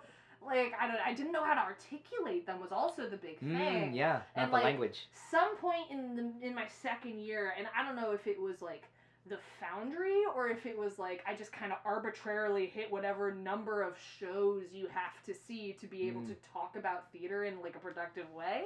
But something happened, and suddenly I was like able to actually like talk and like be like, the reason that this piece works is X, Y, and Z. So I think that if you change maybe this and this, like suddenly I have a lot more vocabulary. Yeah. And that feels very nice. And then you hear yourself. Yes. And then you're like, I'm now sitting at the other side of the table. Yeah. Like, now I'm a third year and we have this great incoming class coming in, and I'm like, I'm not older than these people. Yeah. You know, like. Yeah, but you had the language. Yes. And you're able to then bring them into that same language sphere that you've been able to find. That's so cool. Yeah, it's a lovely program. Yay. It's great. Ah, awesome. Kind of taking from the writer brain and the actor brain and even like the comedy brain, I want to talk about D&D. Yes, let's get into it. Because, I mean, August and I have not talked very much before. No. But we're going to be able to talk about this a lot because I've been playing this game my entire life. I adore it. Yes. I have a current campaign that's 4 years long. I'm a dungeon master. Nice. My father was a dungeon master. He taught me. We had a 5-year-long game I had with him. Nice. Like, it is truly the most rewarding, collaborative storytelling that I've ever been a part of. It makes you better at everything. Literally! It makes you better at everything. Everything! As a writer, as an actor, as a listener. As a collaborator. As an improviser. As a problem solver. Oh my god. It's insane. It's absolutely insane. And like, I found myself in the Dungeon Master seat pretty much consistently now. I have moments where I play and I love it. And then I also do a camp where I teach children how to play, and that's always lovely. Oh, yeah. Because then a child's brain approaching that imagination sphere and world is just I'm sure brilliant. It's a completely different ball game. And it makes it even better. Yeah. But it has truly informed me as a performer in every way, because now I'm able to approach a piece that I'm not that familiar with a readiness to explore a character, with more confidence. And I've also found myself in many other I found myself in a lot more rooms doing improv. Sure, like I'm working a lot with side quest theater, and which is very D&D heavy in like role play. But I can confidently be on a stage and listen and understand the people around me. So I just want to know, like, how you got into that, like, and why it's stuck around for you for so long, and then where that's brought you. Yeah, I mean, same boat. My dad was a first edition Satanic Panic. My grandmother almost like threw out his books in front of him. Like, it's awesome to hear those stories. Yeah. He tells me some crazy stories about like old fashioned LARPing, and it's absolutely like how they did it analog back then is really impressive. But similarly, like he and I would always like, we're very good at like these like very like talk stories when I was a kid. Like we would just like narrate stories stuff together. And so when I got to a certain age where he was like, oh, you probably might like this. We kind of approached it as like this is also helping you do math, because I was very bad at math. Okay, and so my dad was like trying to be like, okay, and this is going to help you like learn how to like add and multiply and like do things quickly. And we never really had like a campaign, but we would like play at the holidays, and we'd play like when friends from out of town would come in, and so like I had the baseline of like played it on and off through high school. Yeah. And then when I got to college, my now dear friend Brandon Augustine, he was in the theater department with me, and he was in this house of guys who just were always playing TTRPG, just constantly. And like some of them were theater people, because he was a theater person. He was like a theater and film double major, I believe. Yeah. Something like that. And he ended up like running a bunch of games, and then our friend JB started running games, and our friend Michael started running games, and there was a summer where like they were like thinking about doing a podcast, so they sat down and they went through like a bunch of different systems, and so not only were we playing D&D, but we crash coursed through like Powered by the Apocalypse, all of their games, then like another like 2 other different systems, and we just like talked a lot about game design. And I remember like in junior or senior year, I remember sitting in the basement of a house we called the Zoo. Whoa. Playing Dungeons and Dragons on this big ass table. And I remember like sitting there and like looking at some aspects of my character and like having like this conversation in character with somebody else, and like the scene ending and me thinking to myself, that's what they're trying to teach me in acting class. They're trying to teach me listening and knowing my character. Yep. And I just did it. Yeah. And that's it. I was like, cool, great, all right. I just saved myself a lot of worry. Literally. I did it. I learned how to act. Figured it out. I'm done. I did it. All those weird little exercises did nothing. I had to be in a basement rolling some dice. So, yeah, no. Chekhov who? Who? I love Michael Chekhov. Well, but yes, of course. We love him. But yeah, no, I would say like 100%, like that is like how I just said, like I'm always kind of like squeezing the acting ball, just keeping that muscle engaged. It's 100% through my weekly campaign. Who Brandon still runs a game. We're gonna hit year 5 there in December. There it is. December. And it's a weekly game, and I feel so lucky. Like also like as a theater professional, because like our schedules can be so crazy. Impossible. I mean, absolutely impossible to schedule around. And I feel like I got very lucky, and I've also like had to tell myself, like as I came out of like the beginning part of the pandemic, like no, you have to prioritize this, because if you lose this, it's never coming back, and you're never going to play a weekly game, and you're not going to hang out with these people again, because we've all gone in wildly different directions now. And so, like, that's what you, like, it was a great lesson in, like, priorities, and, like, you have to put into your friendships what you want to receive back. Yep. And, like, there was just, like, a very clear point, like, I moved back to Philly, and I could have just let it slide, and I was like, no, I need to double down, and I need to, like, be invested in this. And not in the way that I was, like, invested while I was depressed during the pandemic, you know? Of course. So, like, it absolutely, like, has informed so much. And also just, like, storytelling in general. Like, different ways that you can approach stuff. And I've been very lucky to do TTRPG work, like, both casually and in professional areas as well, and it's so cool that I can say that. Yeah, that's so sick. I would love to pick your brain about 20 Sided Tavern. That was fun. I mean, first of all, such a cool project. Oh my gosh. And the way that it's blown up. It's blown up. And become what it has.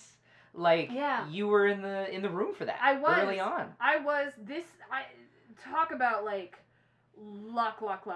Because I saw the playbill listing shared by someone who I don't know why I'm friends with them on Facebook. And it was before the page refreshed. Whoa. And I was like, a D&D show for Fringe? What's that about? And it was literally, it was the first staged, it was essentially a workshop production. There were 2 shows. And they had a 2-show run in Philly Fringe.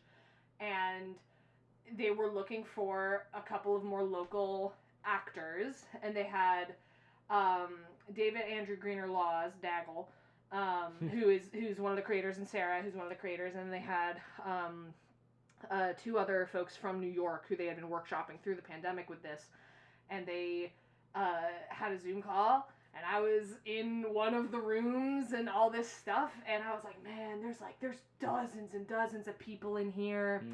I don't know, maybe I'll be lucky, maybe I'll get lucky. I saw in my Zoom room, I was like, I am the only non-male in this room, so maybe I'll get lucky. Oh, wow. I don't know. I mean, it was a whole day of auditions. I mean, yeah. So I'm sure there were others. But, like, I was like, maybe I'll get lucky. I don't know. And then I got it. I booked the gig, and I was like, that feels, whoa. And, like, paid me really well. That's what really kind of caught my attention. I was like, wait a second, for 2 performances you're giving me how much? And, like, I forget what it is now, but I found out that one of the people on the team, the producer, was the producer behind Puffs. And so I was like, this is something that, like, someone who has successfully put a show on Broadway is already on for the Philly Fringe 2-show premiere. Whoa. I want to tie my wagon to this horse. What's going on here? And so we had a really lovely time. The first shows, they were so weird. They were so weird, and they were like bouncing off the walls, but like a lot of the core mechanics were there. The decider, the big dice that they still use was used for those shows. Some of the characters that we used are still in rotation for the cast. Yeah. I've played John Paul Humanman, who is like on this big LED screen now, and it's absolutely nuts to see just how big it's got, because we didn't have projectors. I had a fold-out table, a party hat, and a dream. You know, like that was it. And now it rests on a Broadway stage with some of the biggest TTRPG names ever. I would have loved to, like, I actually did. I followed it through. I was in the first New York run. I was their swing, and I did end up going on. Oh, awesome. And then I was invited a year later to a company workshop where we all just sat there and we workshopped it. And then I was invited to the off-Broadway auditions. And at that point, I had just accepted this job. My partner lived here. And I was like, in my heart of hearts, I'm not moving to New York City to accept an off-Broadway job that's paying me less than my office job. Yeah. And as fun as that could be, I don't think that I can. But, like, I went to the audition because I was like, you know, an audition with no stakes seems kind of nice. I just kind of want to, like, enjoy it. And I went and I had a lovely time. And they were all very, very sweet. Yeah. And I got the nicest, most personalized rejection email I've ever heard. And I was like, yes, don't worry, I knew I wasn't gonna get this job. Yeah. I told you as much, you know? I've made peace. And it's been so lovely seeing where they go. And seeing, like, essentially, like, the dreams that they were talking about in the Philly run fully come to fruition. Yeah. Like, beat by beat by beat. It's so impressive. Yeah. Yeah. Could you give our listeners just a little bit of what the show is about? Yeah, it is a live D&D experience. There are 3 actors, and they play the warrior, the mage, or the trickster. Mm-hmm. And within those 3 tracks, there are multiple characters, and they embody different archetypes, and they're all very silly. Yeah. So, like, John Paul Humanman is 2 halflings standing on top of each other in a trench coat, pretending to be a human man. You know? Course. Of course. It's John Paul. It's John Paul. John Paul Humanman talked like this, and he was really knobbly. And like a lot. What's cool is that they partnered up with a app developer. It's kind of like Jackbox. It's not like an app that you have to make an account for. You just you just go in, and there are mini games that the audience can play to help decide how, like, the rolls turn out. And then the actors are on stage, they have D20s, and they roll. And if you get a good roll, you get a good roll, and it's great. Yeah. And sometimes it's not. And they've really grown in, like, their story trees, essentially. Yep. Like, when I was in there was, like, a good ending and a bad ending. And you only really got the bad ending if you failed, like, 3 different things and, like, your party died in the final combat, you know? And, like, these are things that, like, could be mitigated throughout and worked through. And now they have, like, best ending, good ending, mid-ending, bad ending, worst ending. And I'm like, how do you keep track of all of this? They have iPads. That's how they keep track of all of this. It is a very cool production. If you're into technical theater at all, I suggest giving it a look, because they have cameras for the dice boxes, they have cameras for the audience, they have mics, they have projections, they got fog machines. The performers themselves are, like, leaping off the walls. Oh yeah. Like, I one of the original company members, Maddie, was part of the original company, and, like, she's doing contortions with her body that I could never dream of doing. Woo. And she's really a powerhouse. So, like, a great show. Really fantastic show. Having then had the experience of taking that form of storytelling, putting it on stage, having the interactive audience, letting it be different every time, like, now to then take that form and have a podcast, have a long form story that is contained, that is then given to people afterwards. The art of live play. Yes. I mean, live play, to those that don't know, is when a group of folks play a tabletop game and then, you know, give it to an audience. They put it online. It's a show, a long-form show like Critical Role or Dimension 20, and it has become much more mainstream now. Like, I mean, we got Dimension 20 selling out Madison Square Garden. And so dipping your toe in that world, how's that been? And how's that as, like, a storyteller? I mean, it's, as a nerd, it's a dream come true. Well, like, of course. Like, you know, like, it really, like, I technically touched something that, like, the fact that I touched something that Abria Iyengar then, like, also is touching currently is, like, the biggest thing in the world. Yeah. But, like, it is, I think it what I like about it is that, like, it's so in the moment, and it's so just kind of, like, off of base instincts, and something that I like in D&D is, like, the after of when you're done playing and you're walking home and you go, okay, well, this became a character beat. Why was that the choice I made? What could have informed that? Oh, maybe it was, like, X, Y, and Z, and then, like, building your own lore around that, and then being able to be like, okay, so, like, the next time something like this happens, or, like, a different situation shows up, you've already shown that you're gonna do this.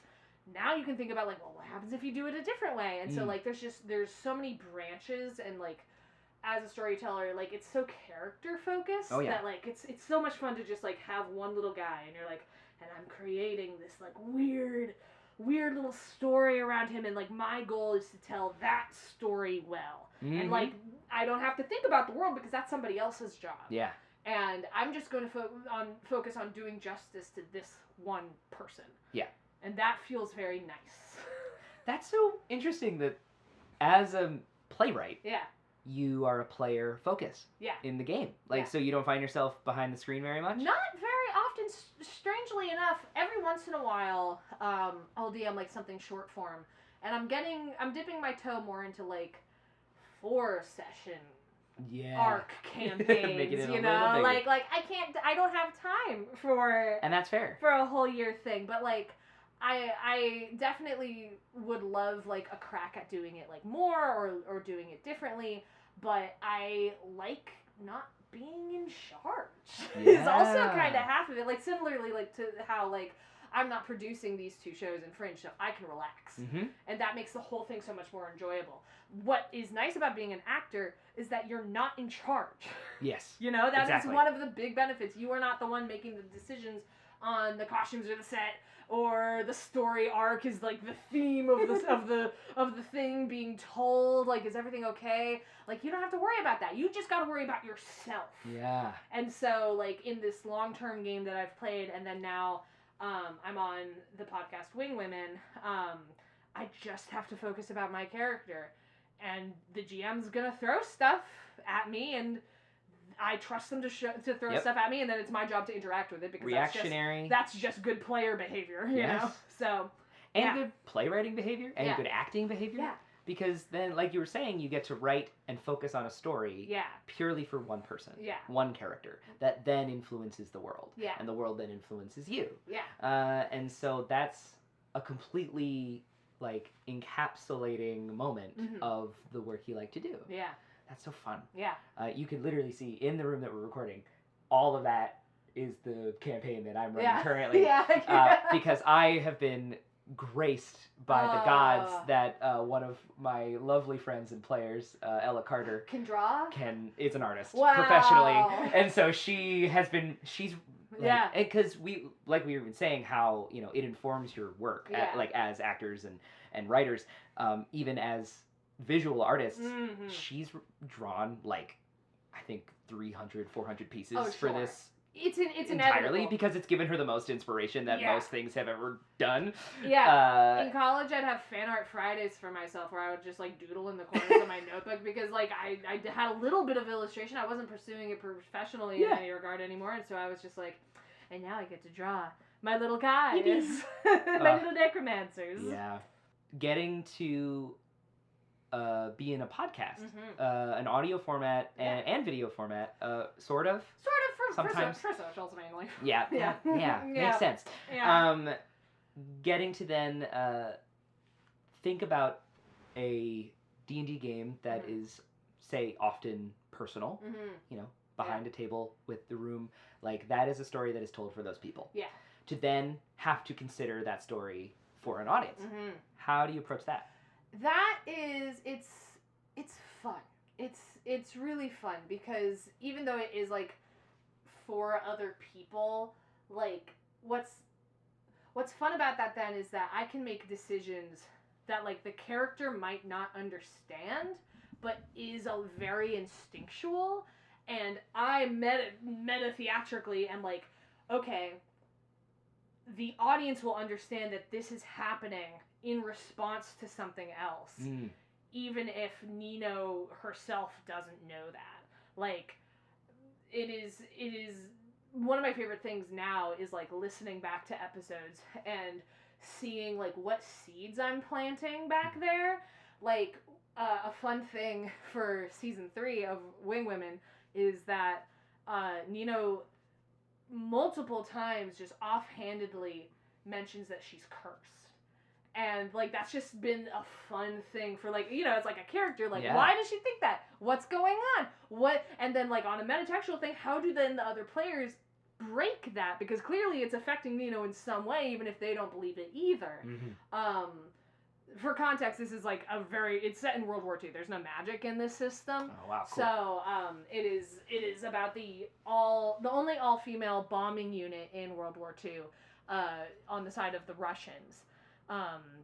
And they were called night witches because they flew in such shitty planes that they would cut the engine when they were at a high enough altitude to glide silently over Nazi camps and bomb them. Whoa. And then they would mid-air start the engine again and fly away. And Jason Morningstar over at Bully Pulpit Games made this whole game system about it, and it's such an interesting game, and it's brutal, because you only have 4 harm. You get hit 4 times, you die. Whoa. You know? Whoa. Yeah, it is high risk, and the characters are dealing with, like, what's nice about that is that, like, it becomes a much more, like, introspective of, like, the characters are dealing with their own shit. But they're also being shot out of the sky by Nazis, so that's an entirely different thing that you also have to contend with, you know? Wow. Yeah, it's a fun show. It's a wonderful cast. Yes. All Philly locals. So if you do anything after this, oh yeah, go please. check out that podcast. Go, cause yeah, it's on my list. Yeah. I got very excited when I saw that about a project you've done. Mm-hmm. So please go listen to Wing Women. Yeah. We are award winning. Yes, you are. I was gonna mention that. Yes. Yeah. You are award winning. Congratulations. Thank you. Yeah, the Rainbow Rally is really treated as well. Oh. They're very sweet over there. That's so sick. Yeah. Yeah. We just won Best Audio Editing for our lovely Julianne's work. Yo, shout out. Julianne Kastner does incredible sound design, and does a great job on our show. So there you go. That's that. I'm gonna pick your brain. Yeah. After the podcast. Yes. In the future, because we are currently working on a live play. Ooh, wonderful. That I'm DMing. Fun. And we are all approaching it with no experience in that field, except for this project I'm currently working on, which is very DIY. So we'll talk about that. Yeah, absolutely. And people can keep their eye out on that. But who knows what that looks like yet. Yeah. That's so lovely. Yeah. That's so awesome. And getting to experience a story with that gravity and that connection to our world. Yeah. To then be for an audience like that, like, you can't get that kind of thing out of a written play. No, it's to share those stories and that experience and from that perspective. And that's really cool. I feel like this team has also done a really good job of, like, keeping it true to, like, the time period that it is set in. Like, we make all the jokes that we want, like, outside of character, but, like, there are things that, like, caught, like, I made a decision in season 1. I'm the only lesbian on the show. And so when we hit this point in season 1 where, like, we knew we were talking about queerness within our characters, and we knew that's not something you talk about in World War II Russia. And so we were kind of, like, coming up on this point where, like, someone's gonna have to talk about it. Oh wow, who's gonna talk about it? How are we gonna make this show gay now? And Julianne's character, like, opened the door for my character to talk about it, and my character went and slammed that door shut and said, "Don't you dare talk about that with me." And it was so fun to see the light bulb turn on everyone's face of, like, oh, we're exploring something different. Yeah. And new and weird, and the only thing that's putting guardrails on this are the dice. Well, of course. Yeah. That's called trust. Yes, exactly. That is where that trust comes in. Yeah. In the most rewarding. Yeah. And most adrenaline inducing way possible. Yeah. So yeah, congratulations, because that's such a triumph of storytelling, and that's so cool.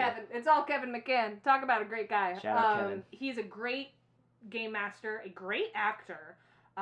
He's also, like, a Philly actor you can just see around. He does great work. So if you ever see him in a cast, you go see it. Will do. Yeah. Shout out Kevin. Shout out to Kevin. Yeah. Alrighty. Wow. August. Yeah. This is a question I ask everybody. Yes. It's my favorite question, just because I think it tells me everything I need to know. It shares a bit of who that person is in, like, a very honest way. Top of your head. Favorite movie? Ooh. Right now. Oh, okay. Right now. Whenever I get asked this question, I go, right now. Right. My favorite movie. Top of your brain. First one. Top of my brain right now was probably Born in Flames by Lizzie Gordon. Ooh. It's a 1990s indie lesbian flick about the United States after socialist revolution.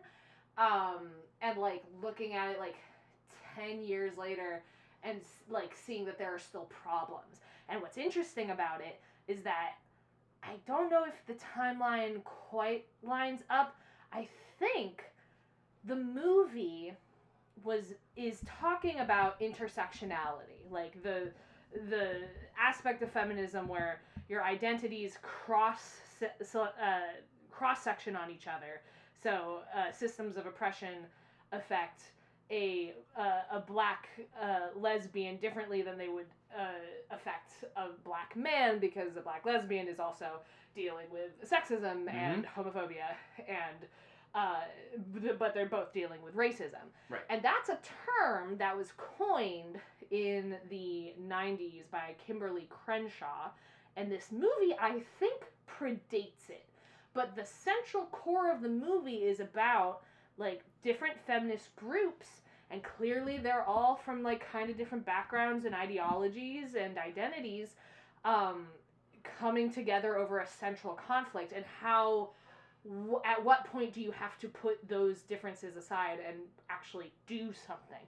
And it is such a cool movie, and it is it's filmed in 1990, and I can't say what the ending is, because it's an incredible ending, and like it ramps up so dramatically in a really fun way.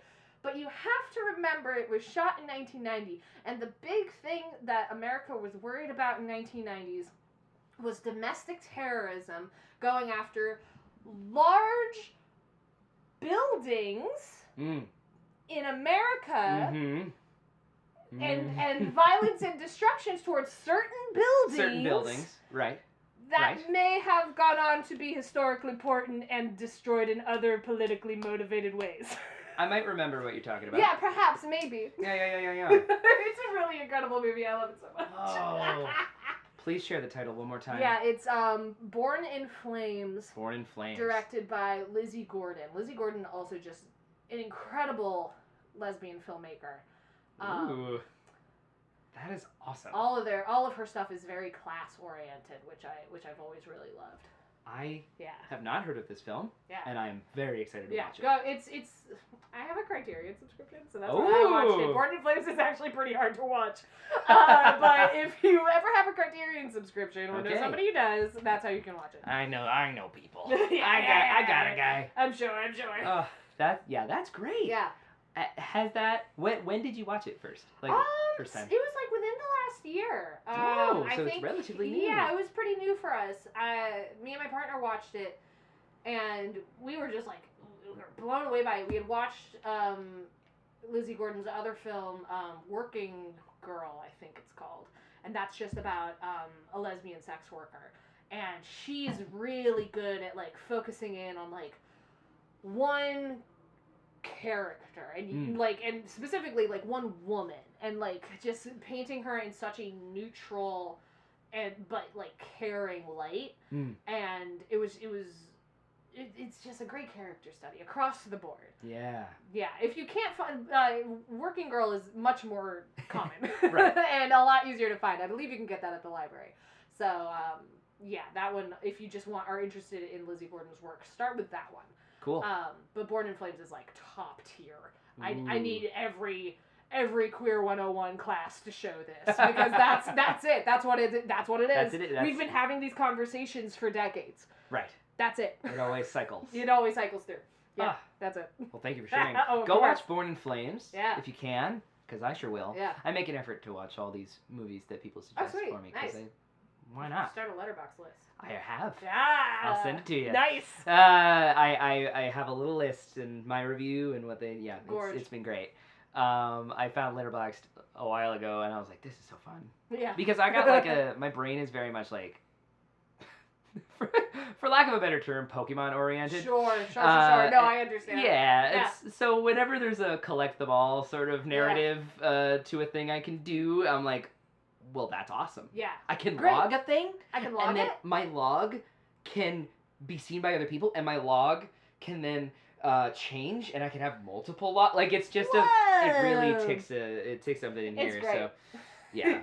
So yeah, to those listening, go check out the Philly Phone Book favorite movies list of all of our past guests and their films because looking at that spread, it's really funny. Oh, I'm sure. MK Profit's favorite movie? Yeah. SpongeBob. First SpongeBob movie. That makes sense. Top. Yeah. And it's awesome. And then we got yours, like it right there. Like it's gonna be great. It's so good. Had a friend, Hereditary. Like it's really we cover it all. All of it. My mother, Dark Crystal. Oh. Yeah. Wonderful. Like wonderful. So myself, the Muppet movie, the original Muppet movie. Of course. Can't go wrong. Perfect film. Yeah. But thank you for sharing. Yeah, of course. All time, Nausicaa of the Valley of the Wind. But right now, Born in Flames. Okay. Wait a minute. I can't give 2 answers. That's not allowed. I've had people give 2 answers. No, that's fair. Yeah. Yeah, Nausicaa. no, I would say Nausicaa is like just because I can see how clearly it influenced my own art. So I'm like I'll always go back to it. I'll always watch it again. I'll throw it on no matter give me any reason. I'll put Nausicaa on. Yeah. I love that movie. Nausicaa's great. It's a great movie. Miyazaki. God. Can't go wrong. Man. Ugh. Have you ever read the manga? I have not. Dude. Ooh. He was spitting. The movie is the first volume of a, I believe, 10-volume set. Oh God. So. Oh whoa. It is. Oh man, I can't do it justice by trying to describe it, but it is absolutely mind-boggling. It is it was the first piece of really speculative sci-fi that I was like, whoa. Yeah. Oh, I get it. It means this. Miyazaki knows how to explore a world. Oh my gosh. And build a world it's so interesting. Yeah. It's so interesting. So check Okay. that out. Awesome. Yeah. Nausicaa. Yeah. Great pick. Awesome. Thanks for sharing. of Go watch those movies. Yeah. Go watch them. Because I'm gonna. Yeah. Lovely. So as we move on with this conversation, and we've talked about it a little bit with your projects, but I'd love to know what's the future looking like for August.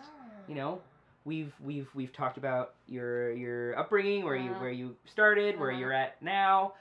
I'd love to know what the future's looking like, and projects you got cooking, collaborations you're excited about, or just goals in general. Yeah. I mean, I've got these 2 Fringe shows coming up, and then I can start to think about other things. Of course. I'm excited to get the superconductor to a point where I can start sending it places. Yeah. I'm really excited to see who tackles it. As a playwright, you kind of start subdividing your work in terms of not to say commercial appeal, but in terms of what levels of production would you need for something to actually look the way that you wanted to. And acute exposure has always been 2 actors in a black box. Cool. Great. Excited. Yep. That like how Issa said, it's the 2 actors and everything else is fun and extra. And will be wonderful to see one day. Superconductor, I gotta have a lab. I gotta have a whole lab. And I gotta have 6 people in that lab, and I'm hopeful that I can send that to, I don't know, a few of these bigger fellowships and maybe get a foot in the door in that regard. I'm excited to keep doing Wing Women. We're gonna do that until the war is over. Until we win. Until we win. Until we beat them. And that's season 3. Yeah. No, I don't think so. I don't think next season is the last season. I think if I'm understanding correctly, if I had to guess, we have at least maybe because we're I'm going through my calendar. Yeah, right of course. We're finishing up recording season 3, which is airing right now. We just aired the season finale, the mid-season finale. Ooh. And we're recording the last bit. I think there's maybe 2 more seasons in the can. There it is. Perhaps. I would have to check with Kevin about that. Don't hold me to that. Of course, maybe we all die. You never know. We might die. Yeah. The dice may say. That might just be it. So that So keep your eye on Wing keep Woman. Keep your eye on that. I'd love to get a world premiere, like a 3-week run. World premiere in Philly. That's kind of what my goal is, just artistically, is I want all of my plays to have a Philly premiere. Yeah. Because this is the community that I'm in. This is the community I'm writing for a lot of the time. and I don't want to have to travel very far. Very selfishly, I'm like, I want the world premieres because those hold a certain amount of like theater industry currency. Yep. If all of them, if I make like the statement like, no, I'm committed to all of my shows having this premiere like within a Philadelphia institution, I think that kind of sends a message, especially like to New York and DC, like these other towns, like, no, the Philly theater scene is like really cool and I really like it here, and so they get my world premieres. So hopefully, like, these other plays will get to a point where that means something. Yeah. And it becomes, like, notable that that is a choice I'm making. And what's fun about, like, Acute Exposure right now is that for a second I thought that I wasn't actually going to be able to hit that because, like, you're an emerging playwright. This is my first world premiere. And there was a world where, like, Ohio State was going to be my world premiere. Technically, because of this festival that it's in, and I was like, yeah, okay, that's fine, that's cool, but like, I want it to be here in the place that I'm calling home.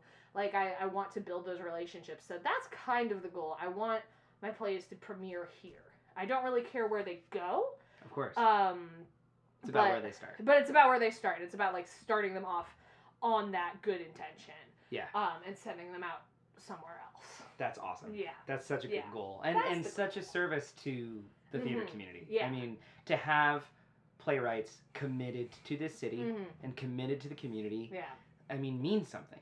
Because that becomes reliable. That becomes something you can look forward to. And like you were saying, like that social currency and letting other places know, like, say, New York, that what we're doing here is good. And if you want to see it, you got to come here. You got to come here if you want to get it first. Yeah. Because I feel like that's kind of the big thing. Like, people go to New York to see things, like, when they get big. But it is cool if you see it first. Yeah, that's... you can see it first in Philly. That's its honest state. That's where it's first being put on. Yeah. First audience. Yeah, and I think James... cast. James Iams is just proving that over and over and over and over again. Oh, and, wow. Yeah, so true. And so I'm like, I know he's like, he has world premieres in other places now, but like, that's like the goal. He always brings it back. Like, he's at the Arden. He's artistic director of the Wilma. So like, all these things are working really well in tandem and coming back to Philly, and we can keep claiming him without being like, hi, remember us? Remember when you went here? Like, he does have that relationship still. There's no surprise. No, and people know that that's something. Yeah, he's one of ours, actually. Oh, for sure. And we are proud of it. And we're not going to let you forget that. Nope. Never. Oh, well, that's great. Yeah. That's so exciting. Yeah. I wish you the best of luck. Oh, my gosh, thank you. Yeah. So cool. Yeah. With that goal in mind, looking at the future of your art and your roots and, making a quote-unquote name for yourself here, I'd love to ask about legacy, like what that means to you. I did this podcast with the idea of knowing that time is limited, and capturing a moment with someone is very important. And so it makes me think about the future constantly. Yeah. And what you mean to other people when you're gone. And so I would just love to, as succinct or as in-depth as you'd like, what it means to be remembered and how you would like to be remembered. Sure. I feel like a lot of being remembered is in, like, the connections you make with other people. Like, the biggest example I can think of is, like, Sondheim. Yeah. Like, when he died, like, people were crawling out of the woodwork being like, he left me a voicemail, and it picked me up out of my depression, and it, like, saved my life, because, like, he showed, like, even just, like, a little bit of compassion, and, like, a little bit of, like, you can do it. Yep. And mentorship is something that, like, I really have benefited from, one, and two, enjoy doing and giving back. And so I do think it's going to be like, all right, how many people can I bring up with me, right? Like, as I grow and hopefully move up in terms of like scale or professionalism or scope of show or whatever that means to me. Yeah. Like, a rising tide lifts all boats. How many friends can I bring with me? On every show I work on, I try to bring a friend, because like, yeah, otherwise I'm going to be there by myself and I'm not going to have anyone to talk to. Yep. And I found out kind of early. I felt pretty lucky when I graduated. I graduated in 2019, so I was 8 months out from the pandemic closing everything, and I got an internship pretty quickly, and I was working Fringe shows pretty quickly, and I had some friends who weren't, and I was like, I can't talk to those people, that would be rude. And so who else is like working here with me? That's the person that I can like really connect to. And okay, well, if that's the only person I can connect to, I need to make sure that these other people are here with me then. And that also like ties into like a larger community thing of like, there aren't a lot of roles for butch lesbians. There aren't a lot of roles for trans people. There aren't a ton of roles for fat people, even if it's not baked in the writing. These are things you have to actively like be elbowing and creating space for. So that's kind of like the goal and what I hope to do. And then as a result, what I leave behind is that like we made space, and like it wasn't just that one person got a prestigious award or like one person made it onto Broadway. It was that I got to a point and I made sure that I had other people with me and that I could like help them get to where they want to go. That's kind of the goal. Awesome. Yeah.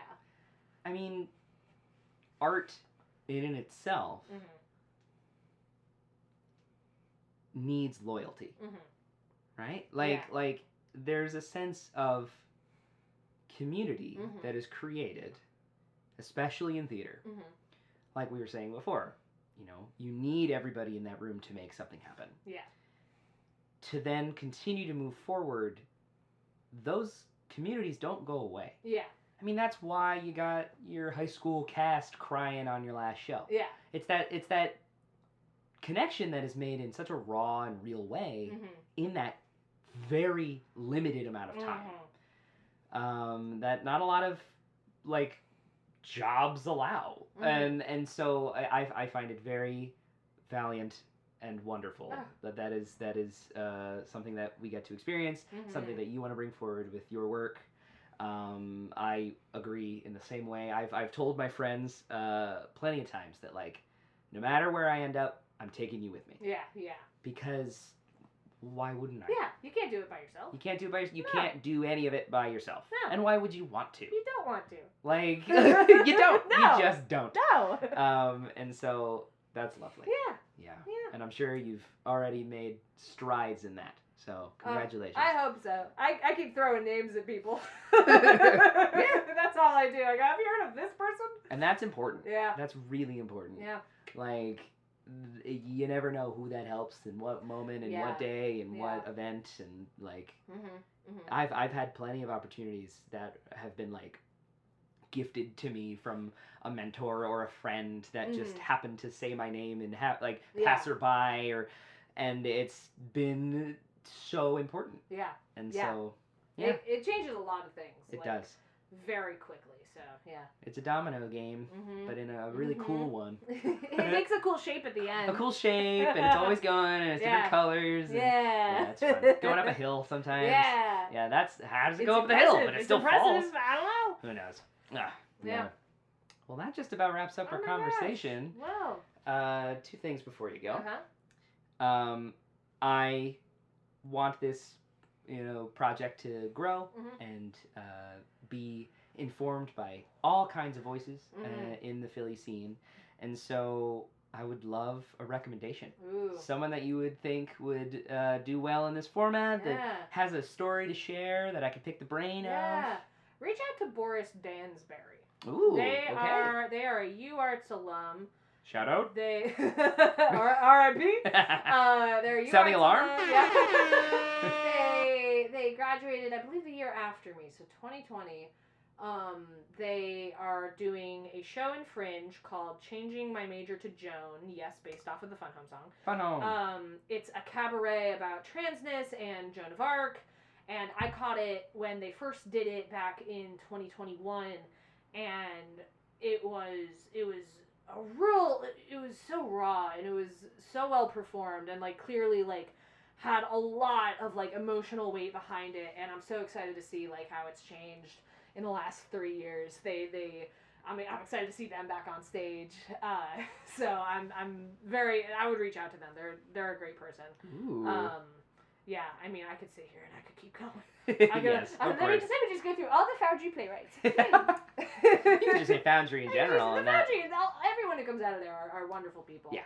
And incredibly talented. So, except for me, of course. Oh, shush. We don't want to hear any of that. You've talked to me for more than an hour about how that's not true, so I'd like to not hear that at all. Yes, thank you for the recommendation. I'll take it. Yeah, that's great. Can I throw out another one? Please. You could reach out to Jack McManus. Yes. Yeah. Jack McManus, yes. Are they on your list? They are not on my list, but I know of. Yes. No, I'm sure Michael's told you about that show. Because they're doing a Fringe show. They're doing a solo show called Traffic Cam, and it's about Jack competing for the audience's vote to be elected, to win. I think to win. World's most perfect person. And Jack is just such a joy to chat with. I've really enjoyed getting to know them over the last few months, and I'm really excited to see this show. Jeff Katz is doing some of like I believe it's not the projection design, but just the film design of what's happening, and some of the other like multimedia stuff. And Jeff's work is also incredible. Jeff Katz is another name. All right. I don't know if he's planning on performing anything anytime soon, but he did a Pride Month show in Old City called Capability Pink. And it was so interesting. It was a drag show, and it was so smart. And it was so interesting, and I think about it every time I throw something out. Like, oh, wow. Yeah. Like it was such a good piece. I'm still talking about it. So and I saw it a year ago. So that's good art. Yeah. So those are some names I want to uplift here. Awesome. This Fringe season especially. I'm trying to see as many as I can. I'm really excited. From the PTC Text and Dramaturgy cohort, all of them are great. But I would especially go see Taj Roach's piece, Afterworlds. It's immersive. It's half an hour, I think. Like, it's short. It's short. Yeah. And Taj worked on space opera this year from Obvious Agency, which was the coolest piece of theater I saw all year. And I can't even really say that because, like, it was its own thing. It was a 7-day, like, kind of TTRPG lived experience theatrical show. Oh, man. It was so cool. And my partner did paper goods design for it, so we got to go, and I was like, it was so impressive, and it was so speculative sci-fi, and it was about collective decision making and like how TTRPGs like facilitate that and then that allow you to imagine these kinds of things. And Tosh is just kind of like taking some elements from that, and like bringing his own thing into it, and it's so cool, and it's so well written. It's so beautifully written. So I'm very excited to see how that all like becomes a thing in the space. Yeah. So I'm very much looking forward to that. Oh. Yeah. That's awesome. Yeah. That's exciting. Okay. Yeah. I got them all jotted down. Thank you for that. Good, of course. That's exciting. Yeah. Yay, Fringe. Fringe. Shout out Fringe. Shout out Fringe. Shout out Cannonball. Yeah, I'm doing a piece with my mother once read. It's a children's theater. Yes. Ava Keppel and Rose Farrell. We're doing a show called Overworld. And it's inspired by Minecraft. Yes. It is a Minecraft piece that is taken apart, like, how do I want to phrase this? Because it's weird. It's just dissecting purpose and like this single player mentality, and then also Gen Alpha and their comedy, and like the Minecraft movie as a concept, and how clip humor, and but then deconstructing that and then looking at it from a lens of creative opportunity and making your reality your own, and then the difference between the reality you create in a game versus the one that you're neglecting in real life. Yeah, yeah. And so we're taking this like goofy children's puppet show, and then like twisting it on its head. And Rose wrote it, and she's brilliant. And so that's been a joy. I'm sure. And so I'll send you the deets for that. Yeah, please do. My planner is a mess.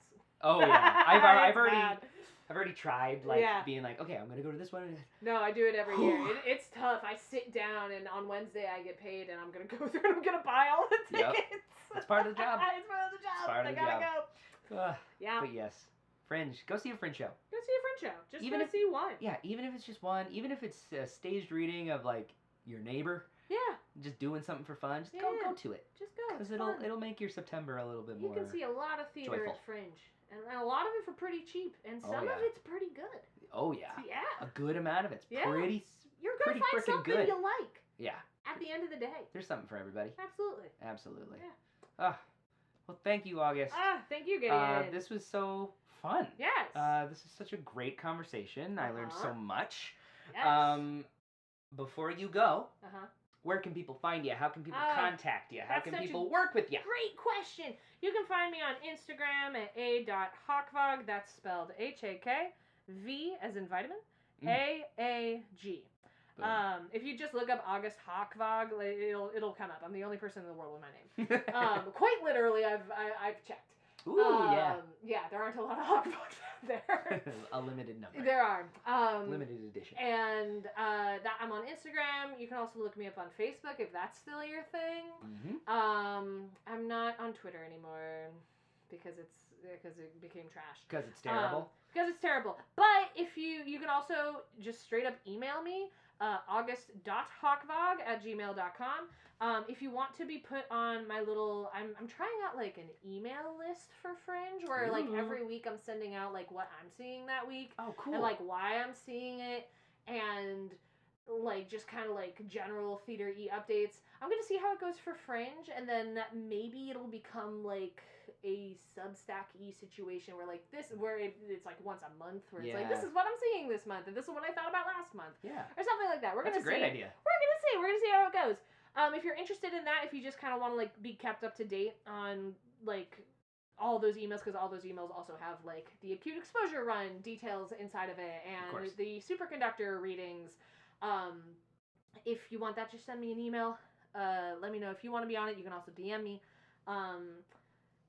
Yeah, and you can also look up my website, August Hakvaag, all one word.com. And on there you can also find my new play exchange. Where you can see samples of all of my scripts. All I believe 4 of them are up there right now. The superconductor is not, but it will be after this reading. Boom. I will be putting a little sample of that up there. So, yeah, I think those are the best places to find me. Yeah, don't be a stranger.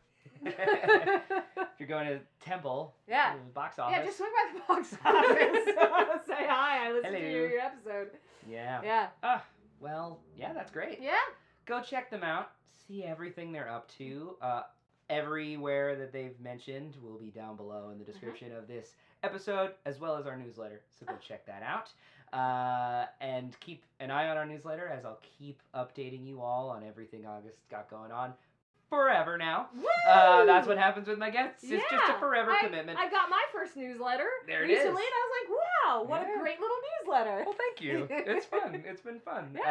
And so join that. That's in the description down below as well. And yes, again, thank you, August. Of course. It meant a lot that you did this. Thank you for having me. I am very, very happy to know you more and know you better. Yes. And I'm excited to see your shows. Go see Acute Exposure. Go see the Superconductor. That's this Fringe. And yeah. Anything else you'd like to say before you go? Go Birds. Go Birds! Go Birds! Go Birds! Go Birds! Season's coming up. Here we go. Okay. Here we go. Here we go. Let's go. Well, yes. Thank you for spending a little bit of your day listening to this episode. It means a lot.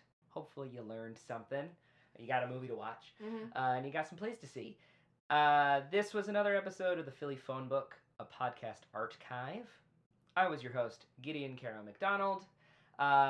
We're streaming pretty much everywhere, so go give us a review and a follow and a like and all the things, and share it with your neighbor. I'd love to meet all of you. And if you want to be on this podcast, let me know. That's what August did. Yeah. You could just ask. Yeah. I thought there was a form. Yeah, there's a form that I give you after you ask. Excellent. Okay. Maybe once I have more episodes in the can, I'll make it more of a public form. But we'll see. And yeah. Thank your SEPTA drivers. Real art is made by real people. And have a great day. Bye-bye. Bye. Yeah, that was fun.